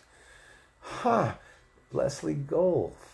You meant Gold, though. You're talking about the Radio Chick, see? No, maybe not. The Radio Chick was called Leslie Gold. Zolar fears Colin. I love that fucking guy. Are you kidding me? I don't fear him. I fear for him. Me, I don't give a shit. If he yelled out the N-word and got his head kicked in, man, I would fucking help the black guys beat him up. Because I don't think that's fucking smart. You know what I mean? So they ain't going to beat me up. I'll laugh at him when he's... Like, that guy was yelling the N-word. I filmed him. I went up to the black guy. I said the N-word in front of the black guy. I was like fucking... You know, I know how to conduct myself where Carl might think he does, but he doesn't. What came first, the viewers or the content? Well, I'll tell you what. For me, the content came first because everybody always told me, dude, what are you doing working as a janitor, man? You should be a comedian. So that was it. I was like, all right, well, how do I get an outlet? I'm stuck at this job. So I had a phone in my fucking break room, and I would call into that Howard Stern show, and then I would call into that Radio Chick show. I would call into the Ron and Fez show. I would call into the Don and Mike show. There was more shows than that. I can't even remember that I've infiltrated and become an actual recognizable character on. I was even on the Sally Jesse Raphael show. I was on a show way back in the day called fucking Good Day New York with Gordon Elliott. I go back in the entertainment business so fucking far. Some of you motherfuckers weren't even born, bitch. What were you doing now? Well, I'm trying to create an IRL channel where I go outside and interact with the public. I think I have a unique point of view and a good vocabulary where I'm able to articulate myself in order to make fun and funny content without actually being a racist or somebody who's going to do self-harm. You know, I'm not a slapstick comedy guy. I'm not going to fall down for fucking your entertainment, but I think I know other ways to make people happy. And you know what I'm saying? Interacting with people, you don't know what can happen. Sometimes you get into a fight. Sometimes you just laugh and become friends. And that's what I'm saying. I want to start that off. It's the end of my life cycle. I'm going to die soon. And I want to get it all on tape. And one day I'll have a heart attack and die. And it'll be documented for historical purposes because I spent a good portion of my life in recorded history where it's documented, being on all of these different shows in their archives. I mean, I am immortalized in 10 different fucking genres, outlets of media. And I would like to continue that into my golden years. And I think if this took off, I've never left the United States. I would take you guys on my trip through my golden years until... you know, evidently I will pass on. That's the truth. I would like it to be popular. You should die right now. No, I got good years ahead of me. I could live to be fucking 80. But I'd be willing to fucking do some cool shit, man. Fucking, you know, whatever it is.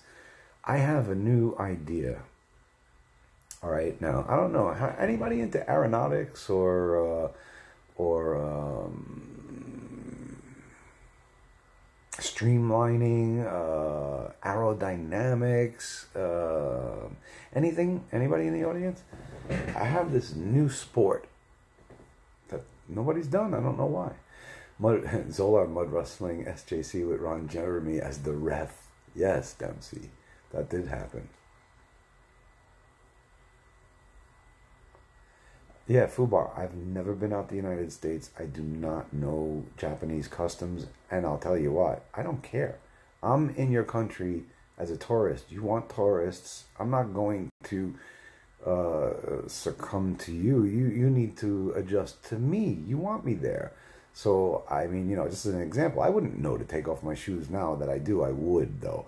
I wouldn't go there and disrespect anybody on purpose, but I'm going to be me. You know how when Borat goes and he says things that is awkward at the dinner table, like, I just took a shit or whatever, you know what I mean? I'm not going to be that, but, you know, just the similar, you know, like, I don't know what's appropriate until you tell me, and I would go around, you're a student pilot?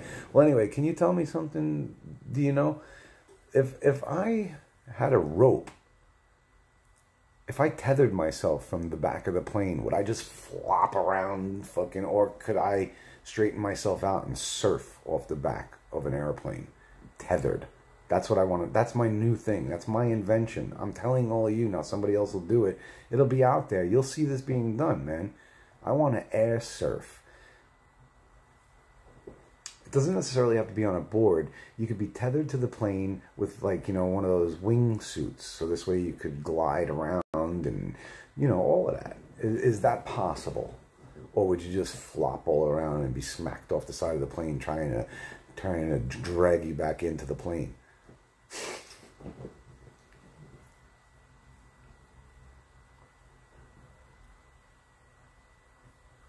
I got a lot of great ideas. See, I would try that. I would go out on a plane, jump out on a tether.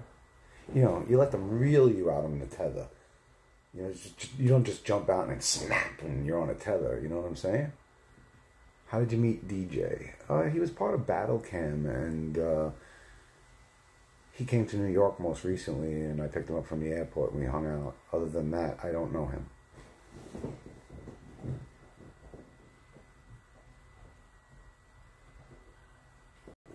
So I'm waiting for replies on the sky surfing.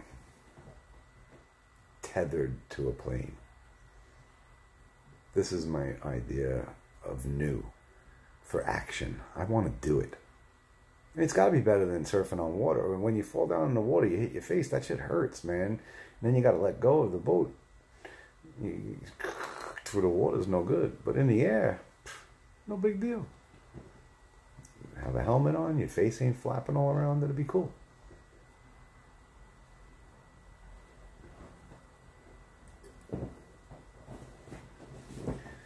Oh, man, nobody's answering, man.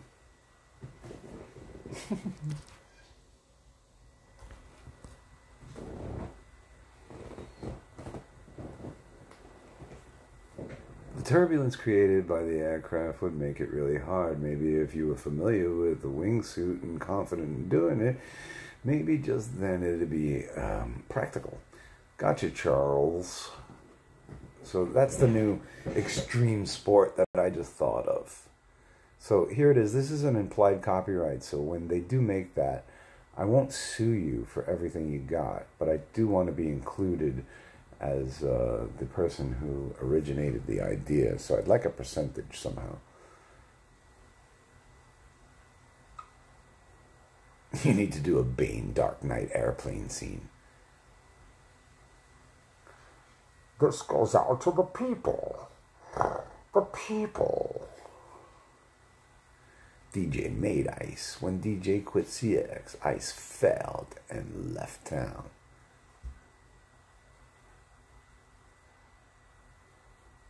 If the plane was fast enough and the rope is long enough, it could definitely be possible. Wouldn't it be fun as fuck, Charles?